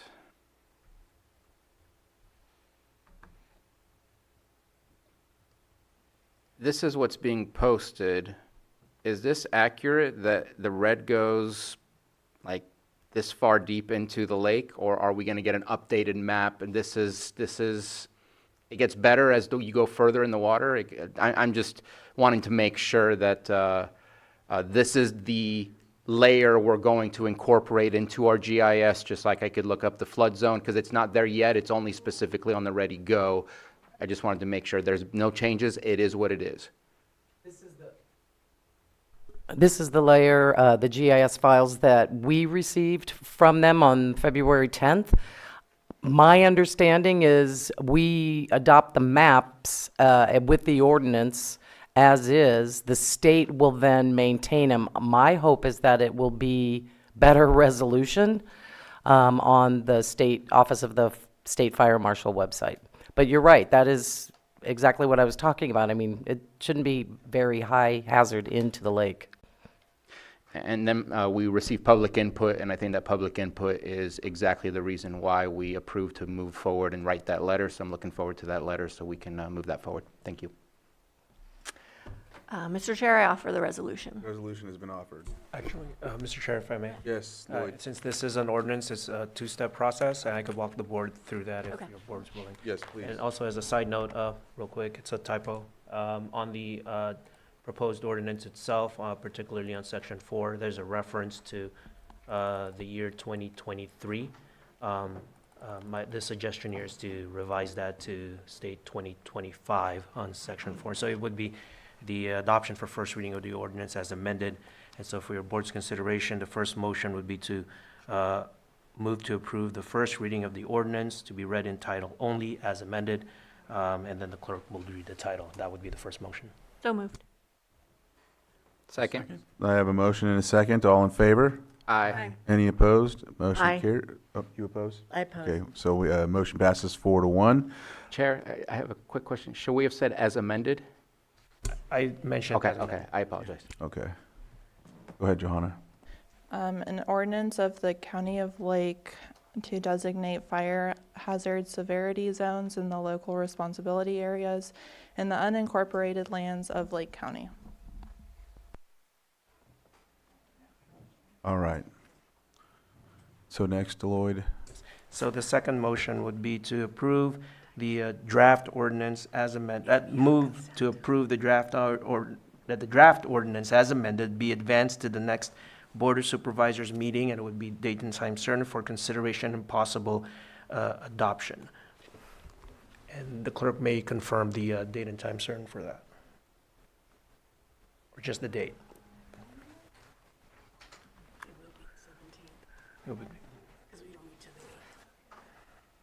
Not much of a choice.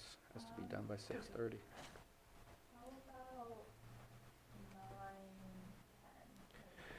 That being consent. 9:10 next week. And, yeah, so it can be placed just at a date certain because it can be placed on the consent agenda, so just June 17th unless. Just put it as a non-time. Yeah, with the no vote that we have, I think it's probably useless to put it on the consent agenda unless she doesn't want to record her no vote on the second vote. It's up to Supervisor Owen. Or just time it, yeah. 9:10's What's the fine. motion again? To put it on the agenda for, go Are ahead. you gonna, what's the? Can you read the motion? again? Yes, so the motion would be to approve that the draft ordinance as amended be advanced to the next Board of Supervisors meeting, date and time certain, that would be June 17 at 9:10 a.m. for consideration and possible adoption. So moved. Second. So I have a motion and a second. All in favor? Aye. Aye. Any opposed? Motion carries 5-0-0. Anything else? That's it? Thank you very much. Thank you, Maria. All right, so we will move. Thank you, Jack, and Thank thank you, you. Terry. Okay, keep going, all right. So we'll move on to our 6.5, sitting as the Lake County Air Quality Management District Board of Directors, workshop and hearing for the draft replacement fee schedule, Rules 660 through 662, and updates to District Rules 208.2, 226.5, 433.5, 1002, and 1105, and repeal of District Rules 631, 12.450, and 12.640. And we have Doug Gearhart.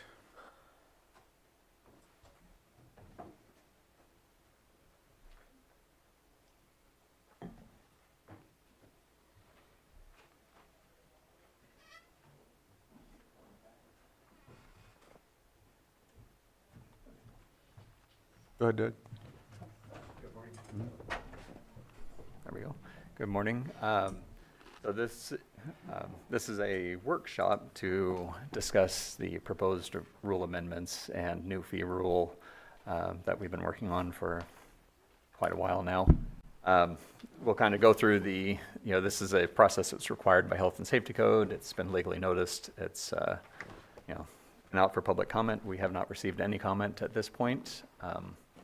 So hopefully we'll receive some comment and guidance here, so we can move forward. So with that, we'll start the presentation in 1 second, but I guess, yeah. There we go.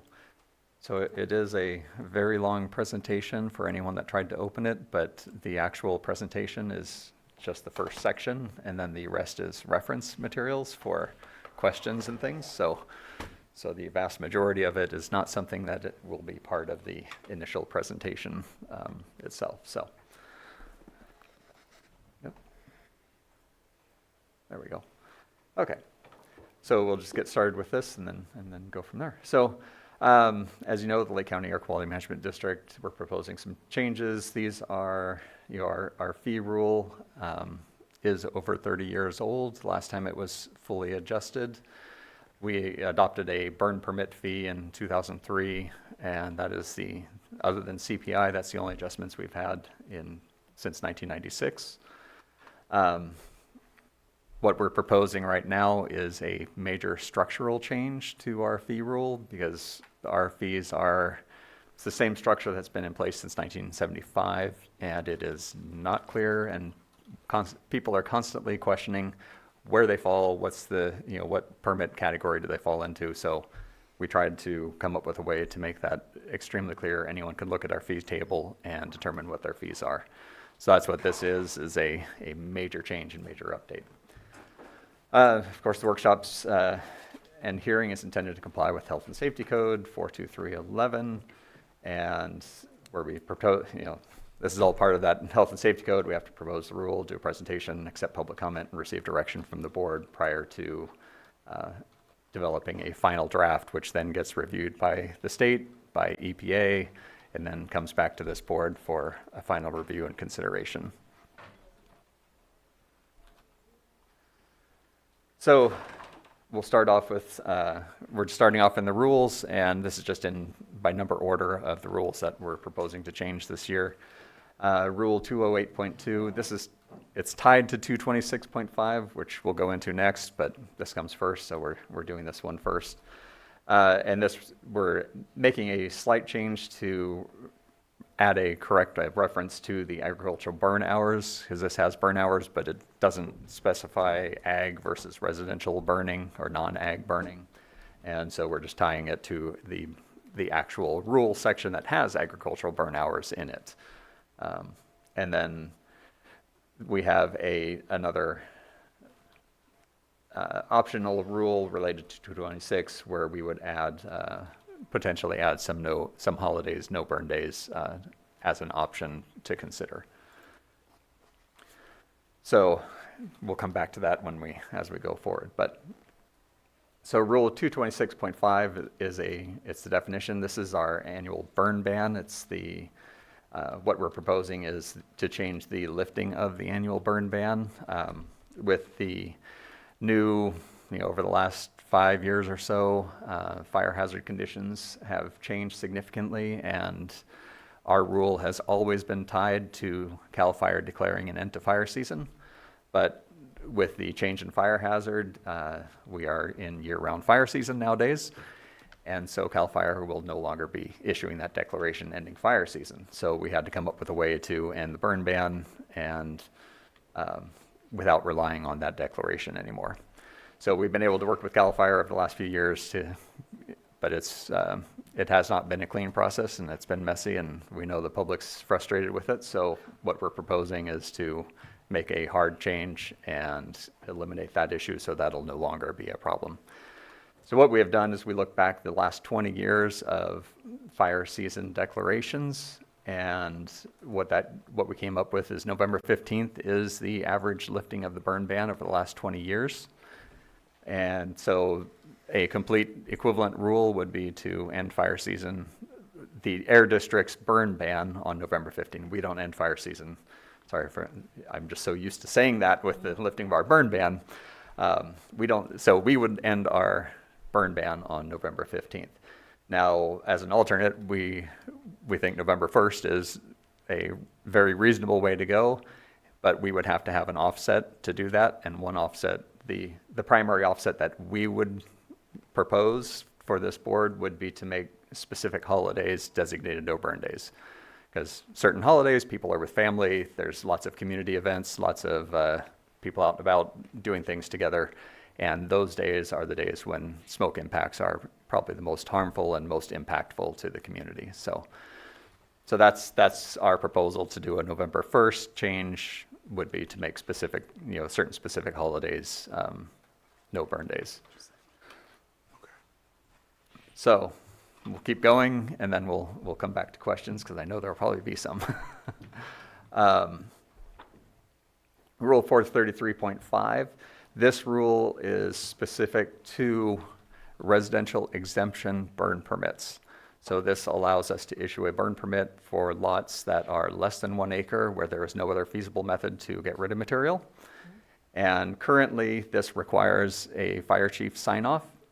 And because fire chiefs are no longer issuing permits, we've been provided with that We still coordinate with them, but because they are no longer issuing burn permits, we're updating the rule to remove that requirement. There'll still be coordination on these issues, but it'll eliminate that requirement so that they don't have to be signing permits and people don't have to try and get in to get those signatures in order to get a burn permit for those few cases where we do have a residential exemption permit. So this is just making that correction so that we eliminate too many hassles for the public. Rule 631, this rule we're actually proposing to repeal at the moment. This is repeal Rule 631 because it's being incorporated into the master fee table. This is a fee rule that's not within the fee structure, so we're repealing it from 631 and moving it into the fee rule categories so that it's actually part of the fee rule section. So having fees scattered throughout the rule book is not something that's easy to track and not ideal.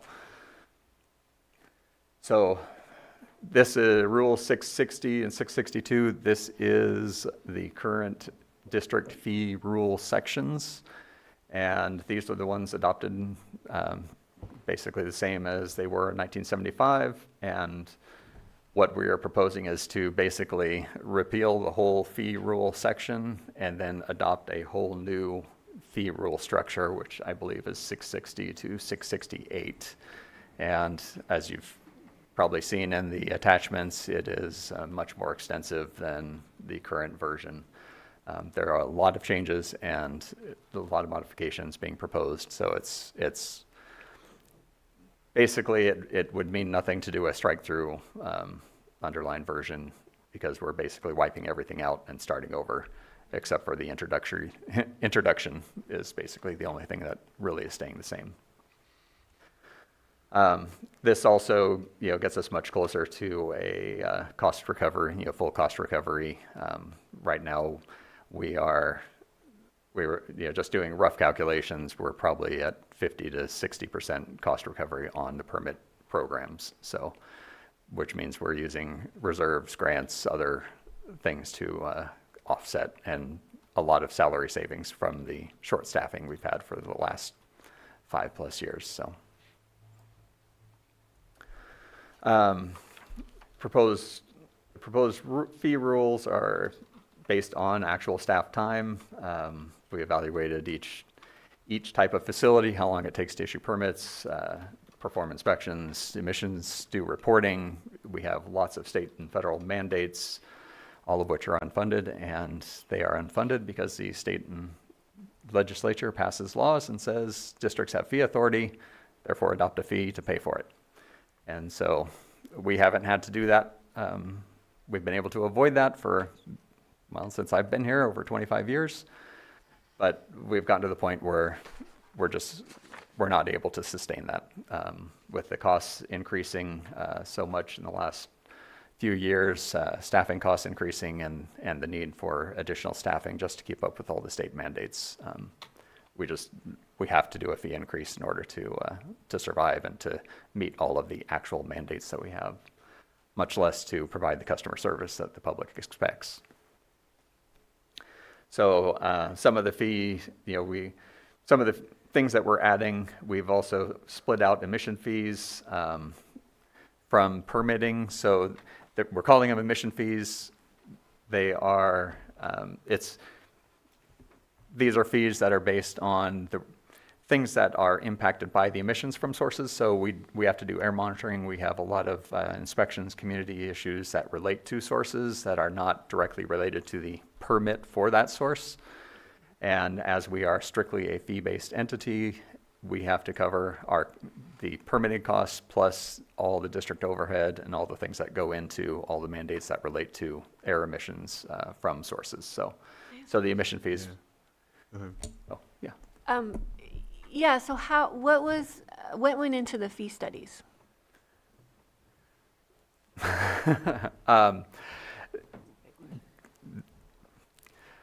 That went, we looked at staff time for every single type of facility, basically this total staff time between, with 4 or 5 staff, what each person, each level of review, each level of staffing category, and all the work that goes with that. So I don't know. What kind of detail are you asking? Well, I just wanted to put that on the record because you're self-funded, right, and you have to, the fees have to cover all of your time. And so that is how you came up with these new fees, correct? Yes. Okay. Yes. Yeah.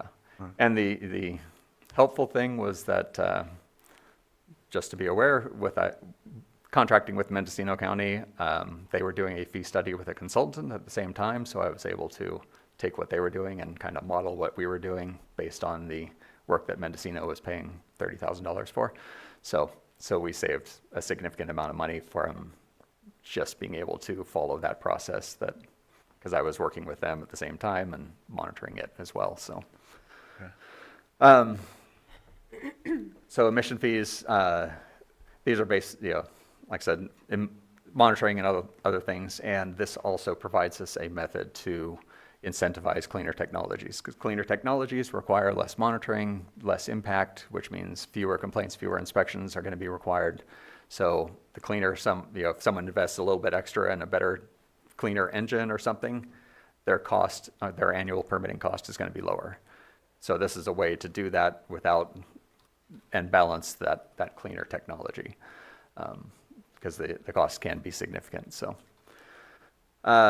We're also proposing to include SEQR review fees, pre-application reviews, indirect source rule fees, and a number of other additional administrative and pass-through fees. So there are a lot of things that we do that have been absorbed as part of our processes, and they are not funded at the moment. And so this would provide that funding. We spend a lot of time with CEQA, and there's no way to fund that.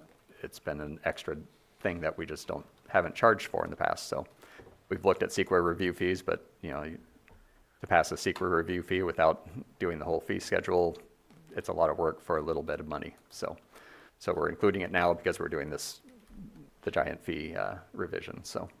All right. Okay, so rule update. Is it 1,002? Yeah. Okay, I thought it was.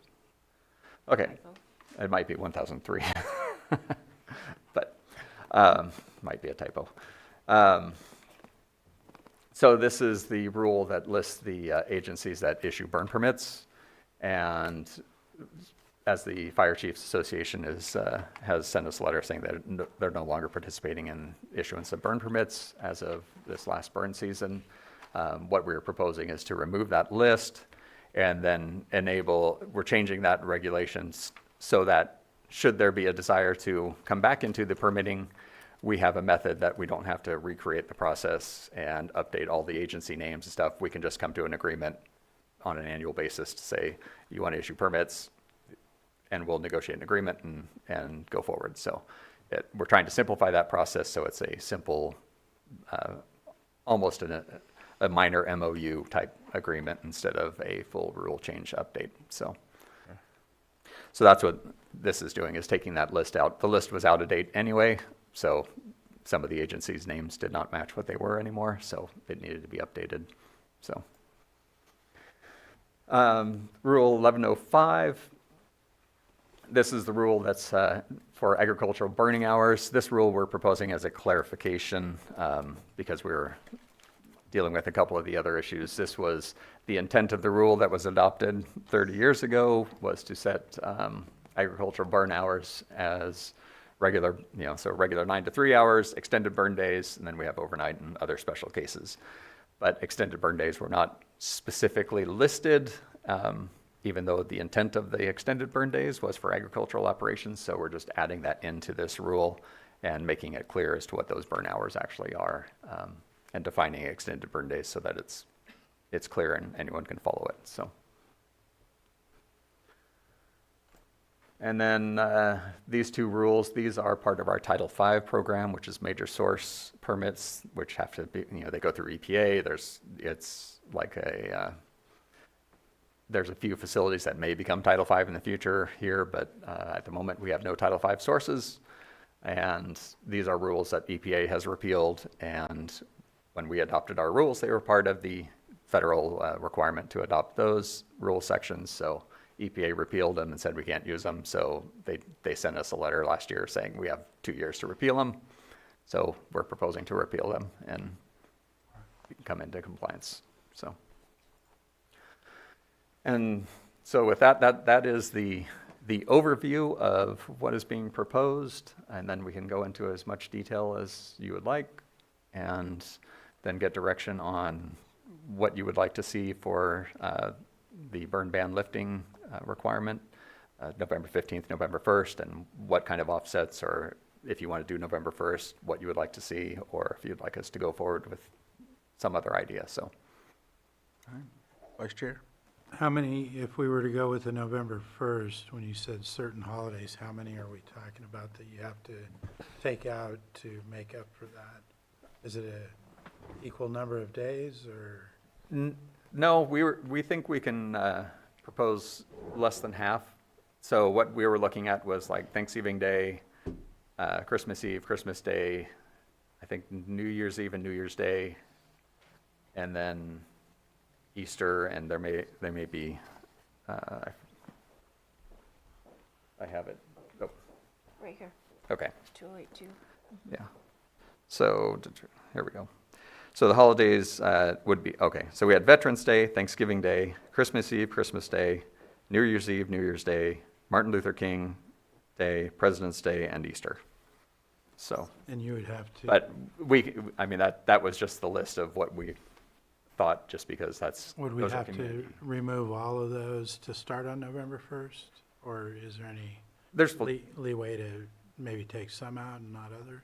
Yeah, there's some leeway. We have to make a argument for equivalency, and so at the beginning of the burn season, not everyone has permits, so there is some flexibility that we can argue. But we do believe that holidays, some sort of would be a good day to say, because of the family events. But which holidays and stuff, I just gave you a specific list, so. Right, which on that list, I see a lot of them where people probably wouldn't burn anyway on Christmas and Right. Thanksgiving because they're doing other stuff. But Right. some of Well- the other holidays where they might be off work, where they might try to take an opportunity. So Right. that's why I was wondering if we had any leeway with Yeah. the amount of holidays we're going to take out. I'm not opposed to starting it earlier to give people more chance to get burning done that we need to get done, so. Yeah. And that's kind of what we were thinking on some of those holidays, is that the impact to the community would be minimal for those that need to burn. That there are very few, especially ag and prescribed burners, that would be burning on Right. holidays. So it's just a few residential burners that would be impacted on most of the holidays themselves. Yeah, and then my other question was on I wasn't really able to tell, but do we have so the fees haven't gone up in a long time. Do we have a number of a percentage-wise, how much the jump would be on some of those fees? Okay, yeah, the fees have gone up by CPI most years, so they have increased. But since 1996, CPI has, let's see, that CPI has gone up 122%, and what we're proposing, like for geothermal power, I grabbed a couple big ones because they would be the most obvious. Geothermal power plants, what we're proposing would be a total of a 75% increase from 1996. So we're still below what even CPI is from 96. Okay. So, that's kind of to give you a scale. Some facilities, gas stations will go up more because they've been undercharged for many years. The amount of staff time involved with gas stations is significant, and the fees that were charged were very low. So there are some cases where the fees will go up a lot more, but we are on the authority to construct and permit to operate renewal fees. We are capped at 15%. So they won't see that increase in 1 year. That increase for any existing facility that currently holds their permit and just is renewing it will be capped at 15%. Okay, thank you. So it may be a number of years before. Supervisor Pyska? Well, I'm in favor of more burn days if we have to take holidays off, because that's essentially, if we start November 1st, we have a few more burn days than if we started on November 15th. And I would like to see a side-by-side analysis of the fees, because you kind of have to jump around a lot to see what the impact is. So when you come back for that, so we can see what the increase is or what CPI, and if there's a big increase or it's spread out over years, just an annotation so that it's clear to us and the public. Okay. Supervisor Sabatier. I was just going to say that was we were looking at doing that, but it was so challenging because of the structural change is such a significant difference that trying to come up with, which things are most important and which ones to compare would be. I can see how that's So going to be challenging, we can work on that. but I'm sure you'll figure it out. Yeah, we'll work on it. So. Supervisor Sabatier and then Supervisor Owen. I appreciate that last comment from Supervisor Pyska. Yeah, going back and forth, the whole thing, the categories don't fit the new categories. It's still category A, but it's no longer the same thing. So I would like to see a side-by-side. I would like to know, can this be split up in multiple years of increases rather than one fell swoop of increase? I was going to say that. Just because I'm a little confused also to what you said. You said in comparison to 1996, it's less than the CPI, but the CPI has been increasing. So are you saying that it's actually a decrease in comparison for geothermal, as you were using as an example, that they're going to see a decrease in their cost? Because that's right. Kind of what I got from your comment was in comparison to 1996, because in comparison to what it is as of now, currently on our fee structure, they're still looking at a significant increase. Right. Yeah, since from 1996, not every CPI adjustment was done. So, and I mean, a lot of them have been done, but I don't know what the history is, but just doing the quick look at the CPI, we haven't kept up with CPI. And I'm just looking at the difference between what it costs today versus what it's going to cost tomorrow. And I agree with the side-by-side, a demolition to a demolition, the gas station to a gas station. I have concerns in your split. You have a split where this is what it costs for a permit and this is what it costs for the continuous use. There's got to be a carrot somewhere in there. If you're using it exactly as you're supposed to and you're meeting the regulations of what has been expected of you and you're not going above and beyond what you are permitted for, what is the carrot for doing things right? And obviously there's a potential stick for if you do things wrong. I don't see any of that embedded other than it's a continuous fee. You continuously have to pay to be inspected and looked at. But I'm trying to figure out how do we embed carrots to get people to follow the rules and then they have less of a burden because they're following the rules rather than just the intrinsic value of following the rules. Because again, we're just continuously asking for more and more money. Fees are always increasing because it's the easiest way for us to balance budgets.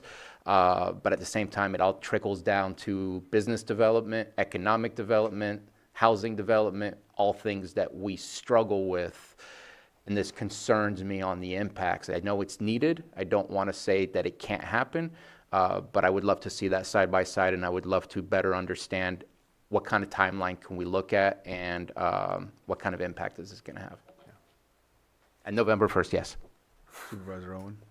Yeah, I want to thank my other colleagues because they took most of what I had to ask that has already been asked. I too was going to ask for the side-by-side. The burn holidays, have you had in the past complaints of anybody burning on holidays?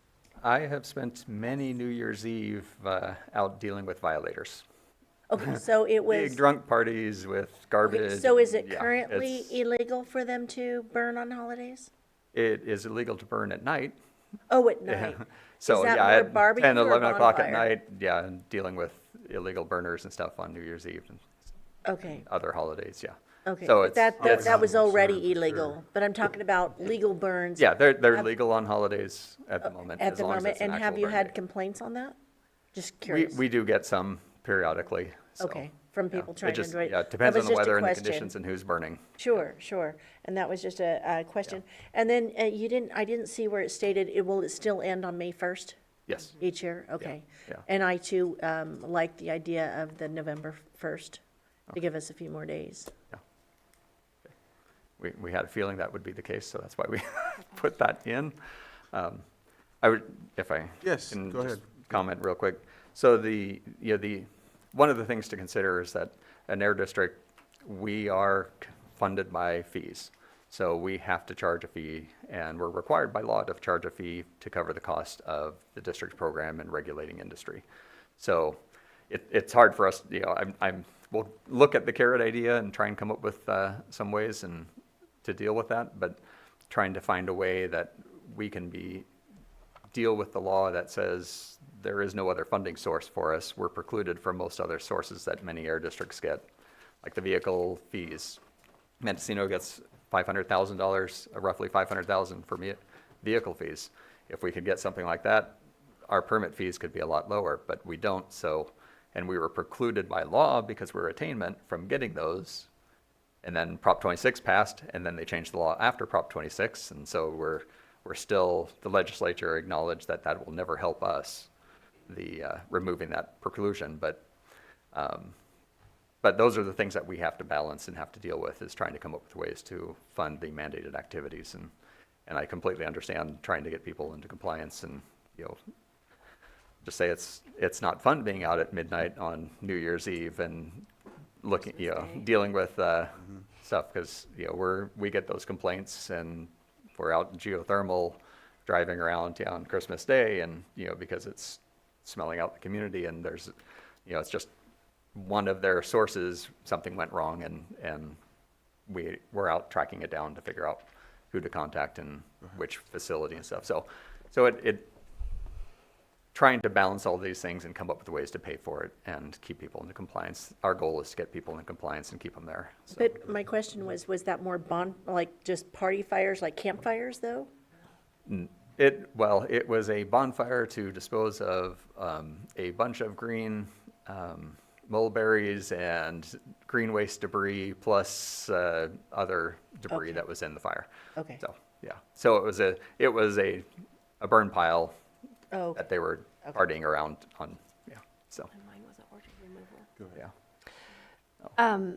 So to just enhance the side-by-side analysis that we're looking at, could you let us know for reference how many permits are in each category, so we know, like, if one category only has a handful of permits, another category has a lot of permits, we can kind of understand the community impact? Okay. Supervisor Sabatier. Yeah, just a quick question. I'm ready to move forward today with the code changes, but would like to not send anything to the state until further analysis. I know we haven't talked about coming back before that state process, so I just want to make sure and vocalize that happy to move forward with the code. Would love to have you come back before any further anything for the fee structure. Yeah. All right. So I will open it up to the public. Come on up and state your name for the record. Hello again, Tom Lasik again.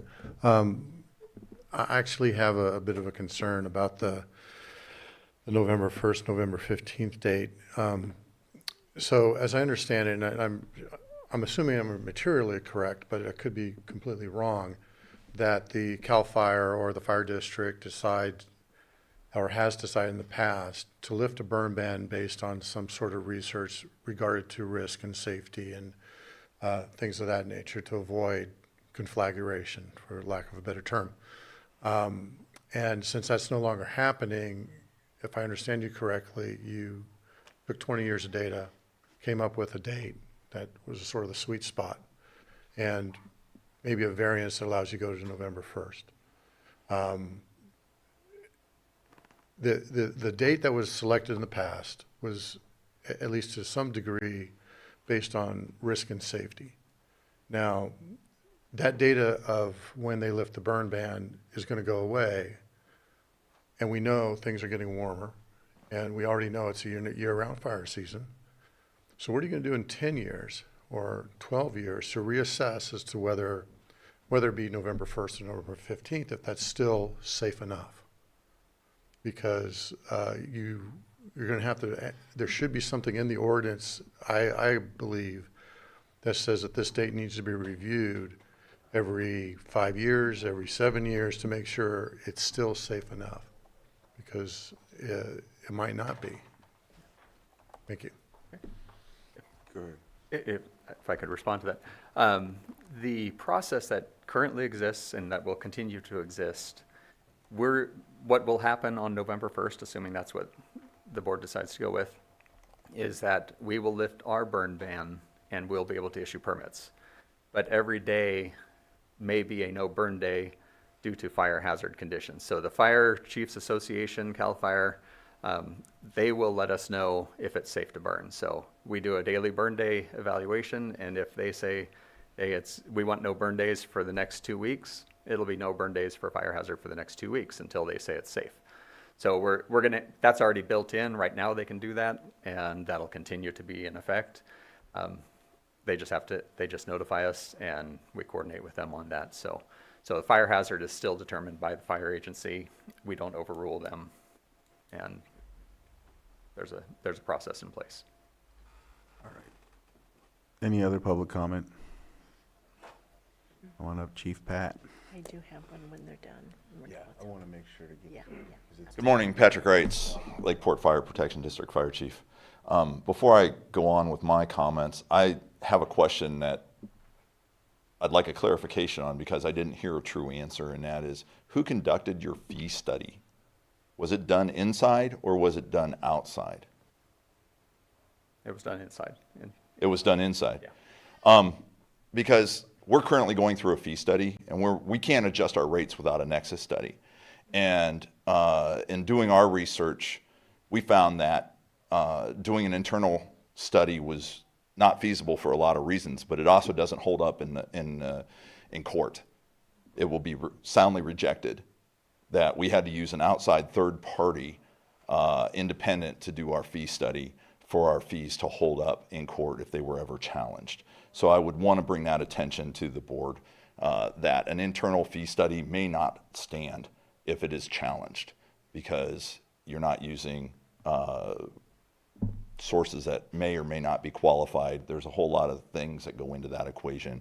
And I'm not challenging your qualifications to do your own fee study. What I'm challenging is that what I was instructed, because we're currently going through a fee study as well and wrapping that up. And we just got done doing that Nexus study this last year on our ambulance, not only our ambulance rates, but our mitigation fees countywide, as the board is very familiar with.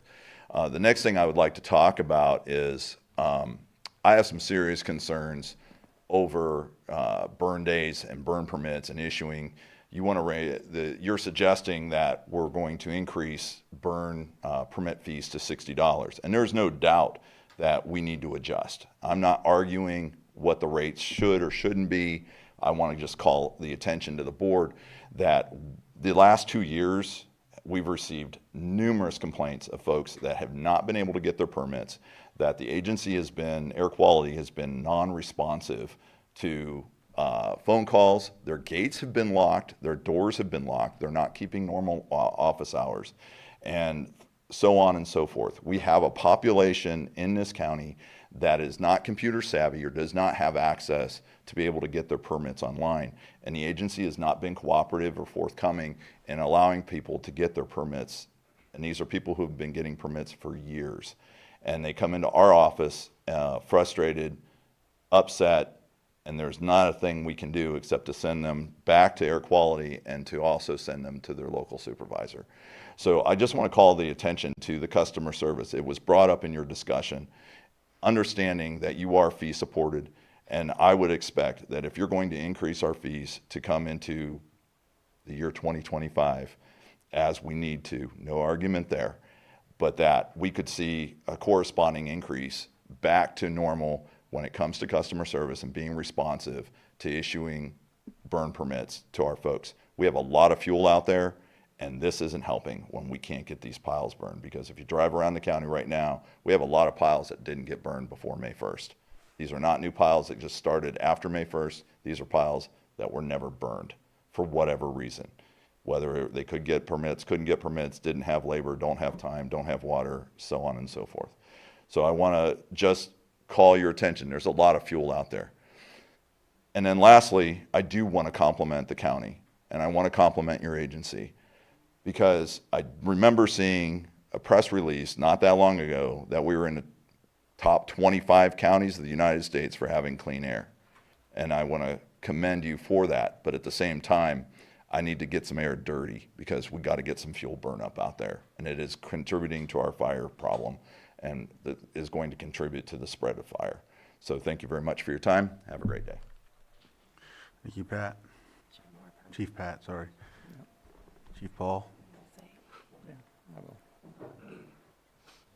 Paul Duncan, CAL FIRE. So I want to thank Doug just for reading this ordinance and all the work that went into it. So thank you very much. That's some serious work, and it's been needed updating for a bit. So thank you. And I did want to add, so just kind of to Tom's comment that what about if there's fire hazard days and we still are allowing burning? Doug works really close with us, just like we do with Doug. If we have some day that's a red flag in January, that we are able to not allow burning on that day just for fire safety. So not only do they take the air quality into account, they also take the fire hazard into account. So that's, so we do, Tom, we do that already. The $60 residential burn permit does have me concerned a little bit just because of the jump. And we do want to encourage burning for our residents, because we have a lot of lots, we have a lot of debris, as Pat said, built up on them. So we really want to eliminate those before fire season. So maybe an incremental increase in that would be something to look at, just so they're not shocked with a $60 fee from a $20 fee. That's it. Thank you. Any other public input? And on Zoom, I'll bring it back to the board, and I know that Supervisor Owen was first, then Supervisor Sabatier. In the past, as I recall, it was after the first good rains is when you opened up your burn. Is that, it wasn't a date, it was rather when we got some wet. Well, is that correct? Historically, CAL FIRE would end fire season after 2 inches of rain. 2 inches. That was I didn't know historic. that. Yeah. You know, that's been a long time. But Right, yeah, sure. now it's Now quite a it's- different process for them. So they'll have to explain Oh, okay. the process. So, what do you, I mean, like, if we get early rains, like, and we get some pretty good early rains, as we have seen occasionally in September, early October, would that cut out, then we still have to wait till November? What I'm asking is, would that affect us? That would go into the process that we have currently, which is an exemption process. So once CAL FIRE determines that the high fire conditions are over, so that some burning can occur, then we have an exemption process, which still requires, they can come to us if they have a need to burn, and then they get the fire department to say it's fire safe, and then we can issue a permit and they can do burning in that time window. But it requires a need and fire safety determination from the fire agency. So if we get some early rains, that would still be a possibility? Okay, okay, thank you. And that exists now, and that exists after May 1st too, so. Okay. Supervisor Sabatier? Those are special permits, though. Yeah, It's not for any permit. it's for need, yeah. Thank you. Just real quick, I have detailed questions on the new fees, but I'm waiting for that side by side because I too have certain concerns. We want these fees to be conducive to people following the rules and getting these things accomplished, not drive people away from participating in some of the things that we want them to participate in.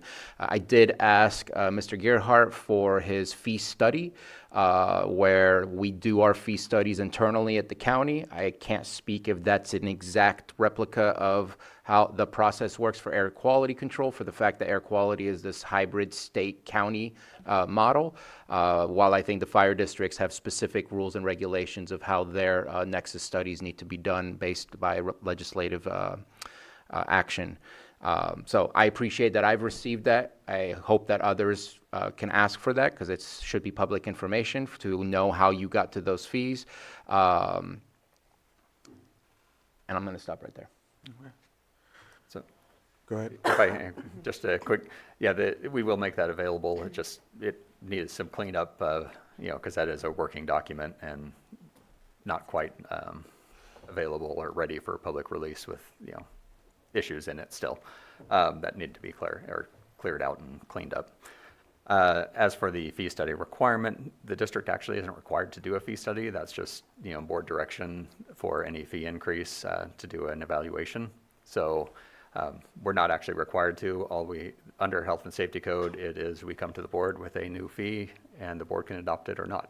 So it doesn't require study, it doesn't require anything. So rules and regulations are a little different, and even different from the county's process.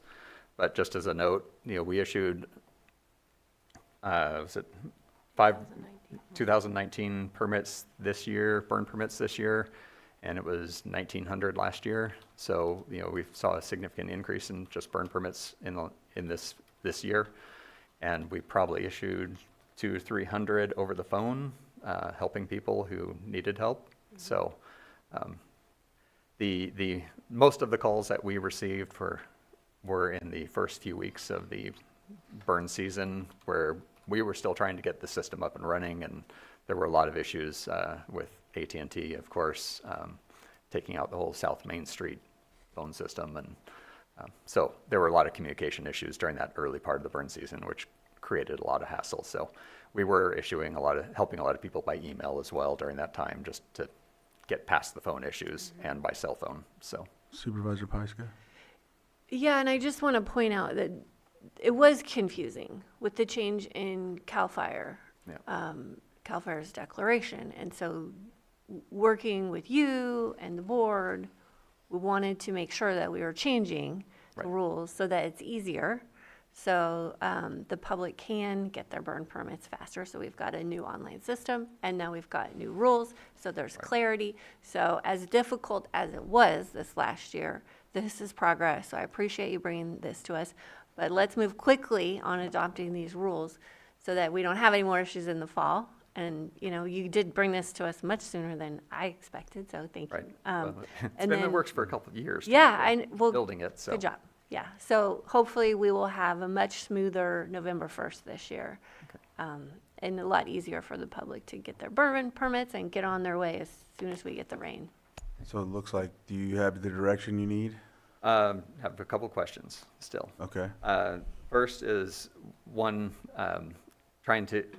we would much rather bring all of these rules together, because if we submit the burn rules without the fee rule, then we have to do the fee rule separately. We're creating two separate tracks of equivalency of work, where if we can get the fee rule back to you fairly soon and still meet all their timelines, is that acceptable? And then if something delays it at that point, then we'll move forward. What's your expected timeline? A few weeks. Hope we can get it. Hopefully in early July we can have the draft back to you. I'm good with that.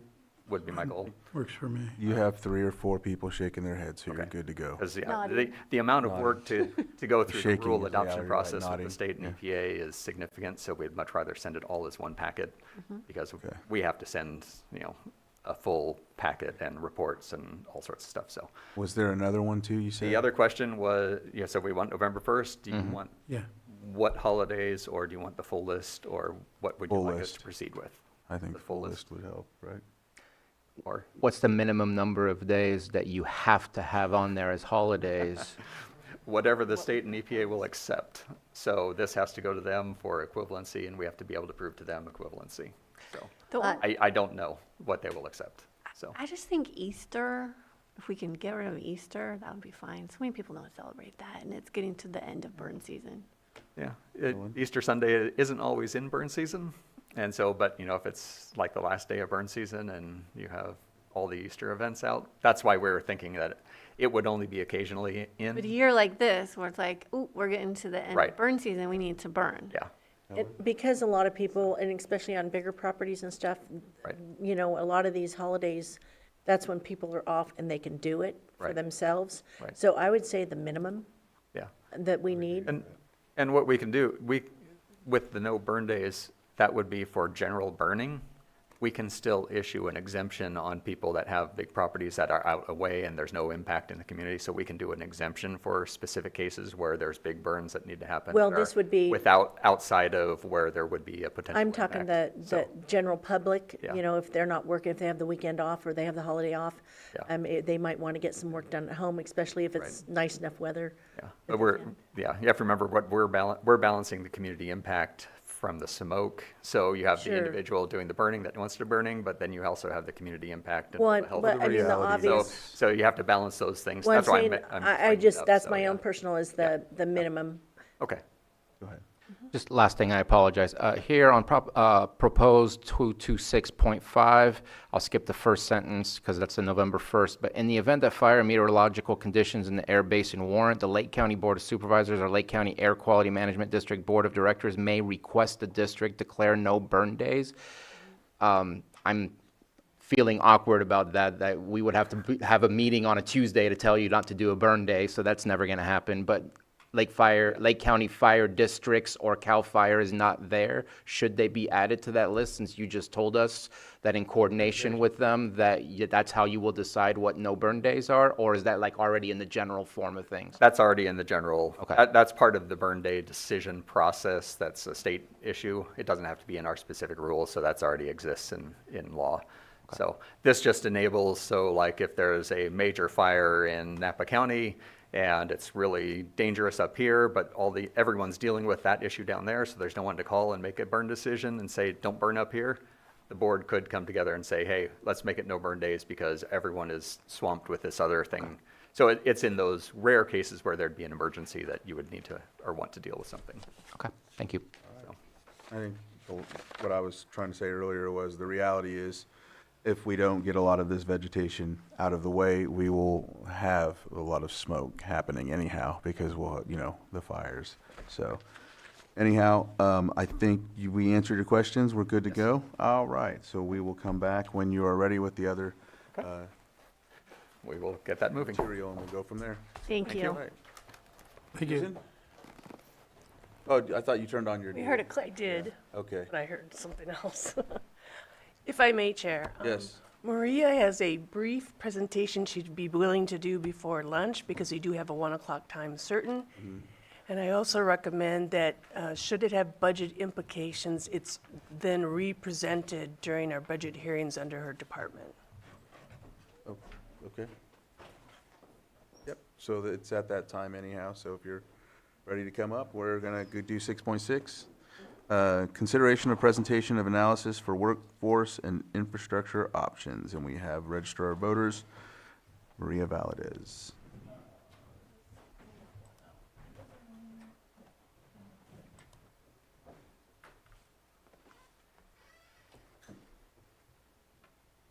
You guys know it's logs on a fire sometimes. With Doug.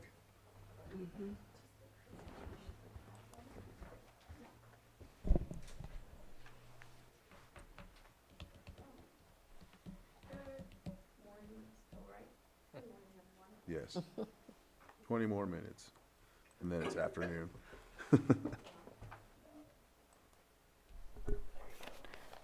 Good morning, Maria Valadez, Registrar of Voters. So,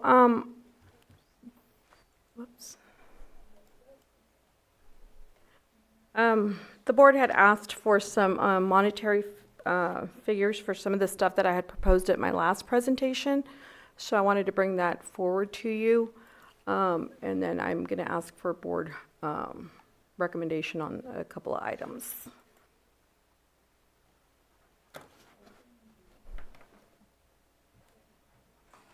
So for staffing, again, I'm going to go back to the staffing part of it because I feel that having permanent staffing in our office and reclassifying one of my positions is going to better suit our department. I've provided an estimate, the reclassification of one election assistant senior to a staff services analyst.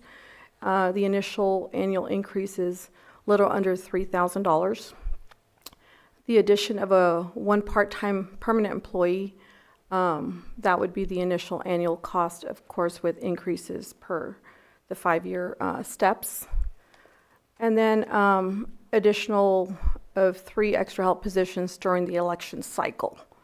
I had initially put this in my submission for my budget, so that is part of my budget presentation that I'll be doing on the 24th.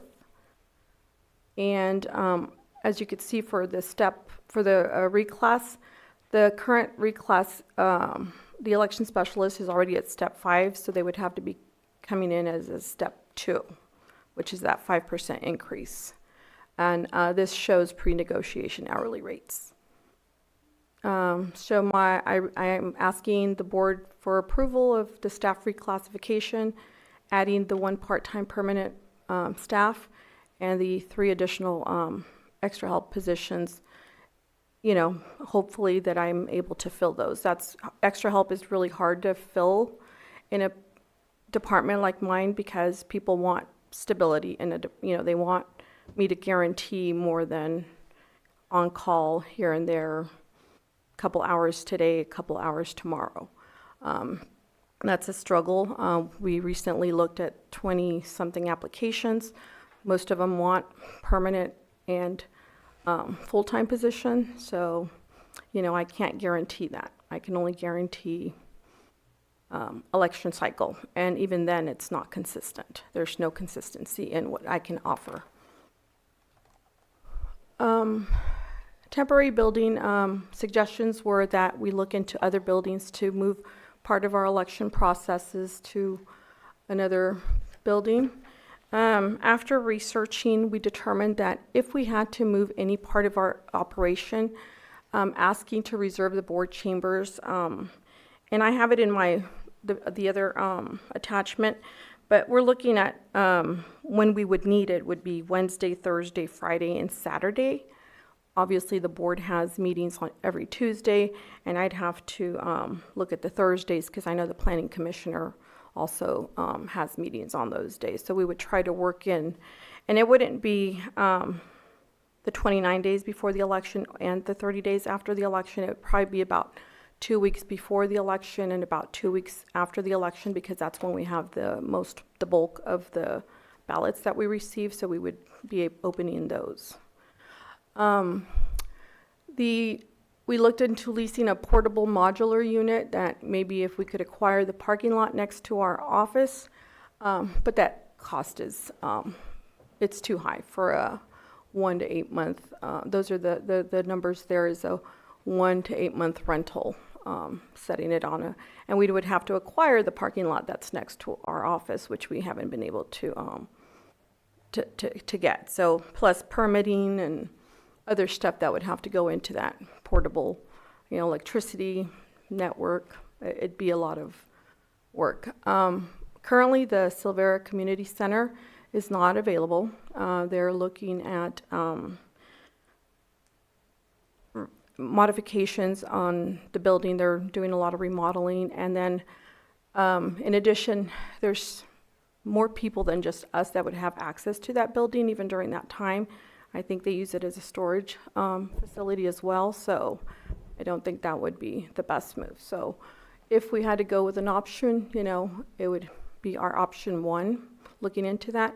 But I was also I was directed to go back to the Space Committee, so I've submitted that to the Space Committee, and I believe they meet sometime this week. So I've given them what the department needs are. It's kind of a hard sell because our department is currently a little under 2,000 square feet, but we need more during election time, and for us to get bigger office or bigger space, that might not be something that would be willing to be given to us. But nonetheless, we went ahead and submitted that request to the Space Committee meeting. So we currently are against moving any of our processes at the moment and await for the Space Committee recommendation. The signature verification system was something else that the board was interested in looking at. This does require RFP process, so I would need direction from the board to come back or to begin an RFP process so that we can get pricing and costs. As I mentioned at the last meeting, I have little over $131,000 of funds that could be utilized for matching. The funds do expire on August 31st of next year, and it's a 3-to-1 match. So that would be how much money we have available for usage. Until the last meeting, we were not aware. We had asked that if we could purchase a vehicle, and we did look into it. We were made aware by Central Garage that we could do a rental of a vehicle for $261 monthly coming out of our budget. It covers up to 900 miles per month, but they don't have a van. They have an SUV. And the trucks really don't work for transporting election stuff during, when it's raining and stuff. So, but that's our best option at the moment. So we'll continue using the Central Garage carpool and look into possibly doing that. So in my upcoming fiscal budget, I do have $4,000 budgeted for it. So that $261 a month would be covered in that. So I would not need to ask for more money for that budget. Well, again, my conclusion is that, hope that the board can approve for the reclassification of the one position, add a part-time permanent position, and the additional extra help to enhance operational efficiency. Temporary election building, I still think due to security risks, financial impact, and logistical concerns, temporary relocation of election operations is not recommended at the moment until we get feedback from the Space Committee. And then the signature verification system, we're all for the acquisition of one, but it's going to require some space in our building because it does require about 200 square feet for it to sit there, plus the area that we would have to work around it. So, but the board could direct me to begin the RFP process, and I'll gladly work with admin to get that going.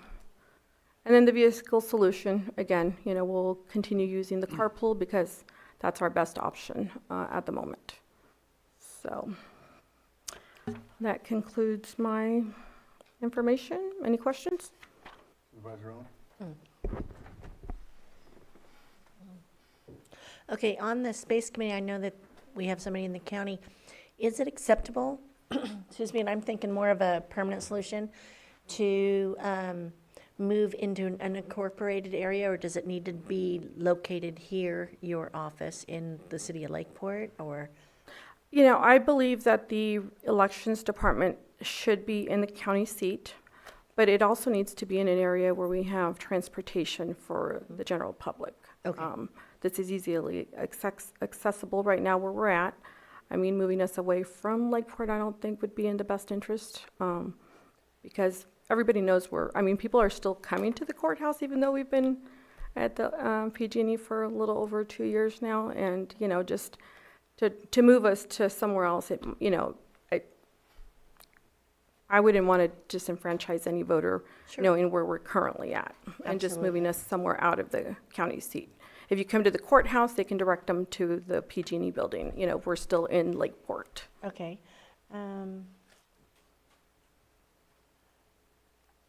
Oh, and then I believe that Supervisor Sabatier had mentioned before for the van solution, to get on the books ahead of time.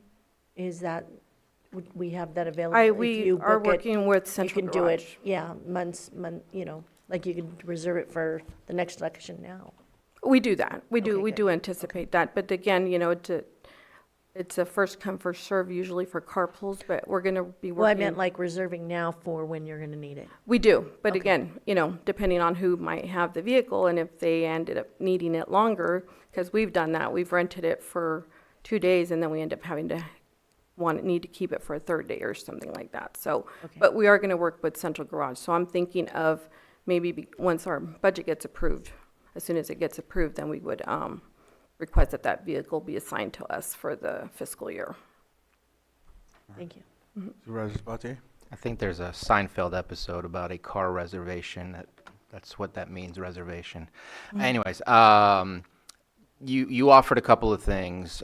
I'm perfectly fine with reviewing the reclassification. I think that you're trying to tell us that this is what you feel is the best need for your department, and so I'd love to give it a shot because the price tag on that is negligible, and I think that it's feasible within our means. You and I had some conversations. Your extra help, you're already struggling to fill up your 8 extra help. You're offering to maybe get 3 other extra help. That just increases the struggle to fill the 11 extra help. And then love the extra help. I don't mean to belittle it, but it's like herding cats in training and understanding and creating the knowledge that they know of the process, why they're doing it. If it was a part-timer, there'd be more long-term understanding and knowledge, and might even actually prove to be more efficient than multiple extra help put together. So what I would like is to see if the board is interested in just seeing what does that look like in the budget, not to approve that it has to happen, but what's possible within the budget to be able to add 1 part-time, full-time permanent person. And in exchange, we've talked about the signature verification, but there's certain issues that I can't get past with the signature verification, and that's the ongoing costs, and where are we going to find the money for that? And if you can get permanent part-time help, that would help in that process as well as many other processes. We wouldn't have to spend the $130,000. We can spend it on some other technology that you need to maintain and upgrade, but also we wouldn't have to add the impact of continuous maintenance and review of this machine to make sure it's working adequately for us.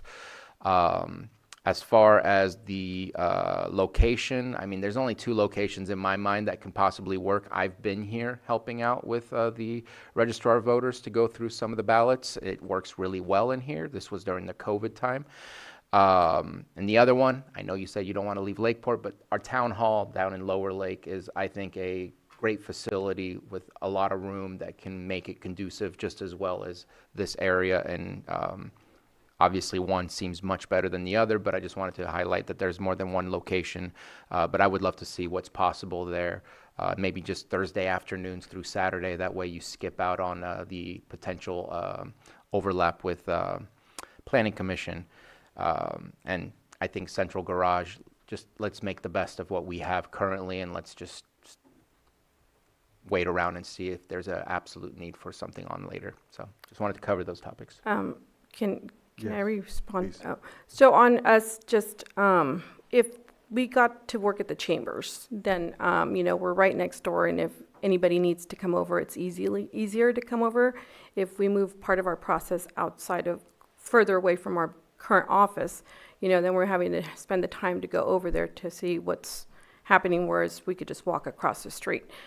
If I have the more staff, and if I do, have the permanent staff, my thought is to work during the times we need to, is just do schedule changes. 2 people come in at 6 in the morning, 2 people come in at 8 in the morning, and 10 or whatever, and then we can work one shift for 6 hours, and then one later on for 6 hours. So we're there, and then we have a 12-hour workday versus 6 hours, because it gets tiring. It's tedious work. You've seen, like you said, you've worked with us. It's hard work. It's just a lot of work. It's a tedious job, opening the ballots, balancing while you'll do it, carrying, lifting stuff. And so, we try not to work the ladies more than 8 hours if we don't have to, the extra help, because it is a long day and it's a lot of tedious work, and you aren't productive when you're tired. Mm-hmm. So if we can do shift changes, we could stay where we're at. We wouldn't need to move part of our process. But right now, we don't have the capacity to be able to do those shifts, because we still have to be open 8 to 5. All right, so we'll open it up to the public. If there's anyone that would like to come up and speak on behalf of this item, please come up. No hands in Zoom. I'll bring it back to the board. I only did that because I wanted to make sure the public had a chance. I know you just answered something, but or had a statement. I didn't know if you guys wanted to. No. Said my piece. Go ahead. Yeah, I think we're gonna meet with the Space Committee this week. We've got budgets coming up. Really concerned about budgeting this year, so I think that's the more appropriate place to have this conversation. Okay. Go ahead, Vice Chair. Yeah, I agree with, just in 2 weeks, we're gonna be talking about the budget, and since I haven't seen it yet, I think, I'll have more information there to explore this. All right. With that, we'll, So, go ahead. I'm sorry, so do I include this as part of my budget presentation, or, I mean, Stephen, did you want I'll be very brief. Stephen Carter, Assistant County Administrative Officer. All of these she has submitted with her budget, but they are not in the June budget presentation for your board currently. So if it was going to be brought up, it would be needed to happen during her presentation, and then a change time of. Just so you know, it's not already there and you approve or not. It's not there, and she can talk about it, and we can add it in day of. Okay. Let's do so. Because it sounds like that's what you want, right? And it sounds like that's what we want. All right. Unless there's things that we just want to cancel off the list right off the bat, or I think there's things that are not necessarily related to the budget, like the use of the board chambers or things like that. I don't want to miss out on being able to create progress today by just punting everything to budget when there's certain things in here that are not necessarily budget related. Like, I don't think we need a signature verification. It's not because of the budget. It's just, I think that we have to be wise in what flexibilities we even have in the first place to pay and afford those types of things. And I didn't want to start any work on that signature verification at this point because it's problematic with the current staffing. And so until we know what's going to happen there, I don't think we should spend any resources on worrying about that right now. All right. So then, you don't have to bring that. okay. Yeah, and I believe, if I remember right, Miss Maria, you weren't too thrilled about it in the first place. You didn't recommend it. Well, it's not that I'm not thrilled about it, it's just the thought of, we're gonna have to manage it, we're gonna have to learn to use it, and, it's, what if it breaks down during the election cycle? We're manually verifying signatures right now, that's not gonna break. Right, and then I think you had also mentioned that there was a good percentage of them that are kicked out and have to be verified anyway. So it's not that they get kicked out, it's, they verify up to 20% of good signature verifications, and then the 80% we would have to manually verify anyways. Okay. And then again, the space is an issue. Where would we put it? We don't have to worry about it, so we're good. Anything else that we want to kick off real quick before we? No? We'll wait till budgets with the rest of the stuff then. Okay, thank you. All right, excellent. Thank you. All right. With that, we are at 12. We have a 1 o'clock. Should I read the closed session now, or should I read it when we come back? You can read it now. I'll read it now since we're coming back right into closed session. And it is, the 1 p.m. is the public employee evaluation, and that is with the Director of Public Works. Should I add a couple others just in case? Yeah, read all of them. Okay, so I'll read all of them. So that's the 8.1. 8.2 is public employee appointment pursuant to Government Code Section 54957B1. Interviews for Animal Control Director. Appointment of Animal Control Director. 8.3, conference with legal counsel, significant exposure to litigation pursuant to Government Code Section 54956.9. D2, E1, 2 potential cases.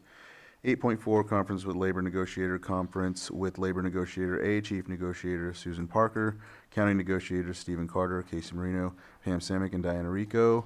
And B, employee organizations LCDDAA, LCDSA, LCCOA, LCEA, LCSEA, and LCSMA.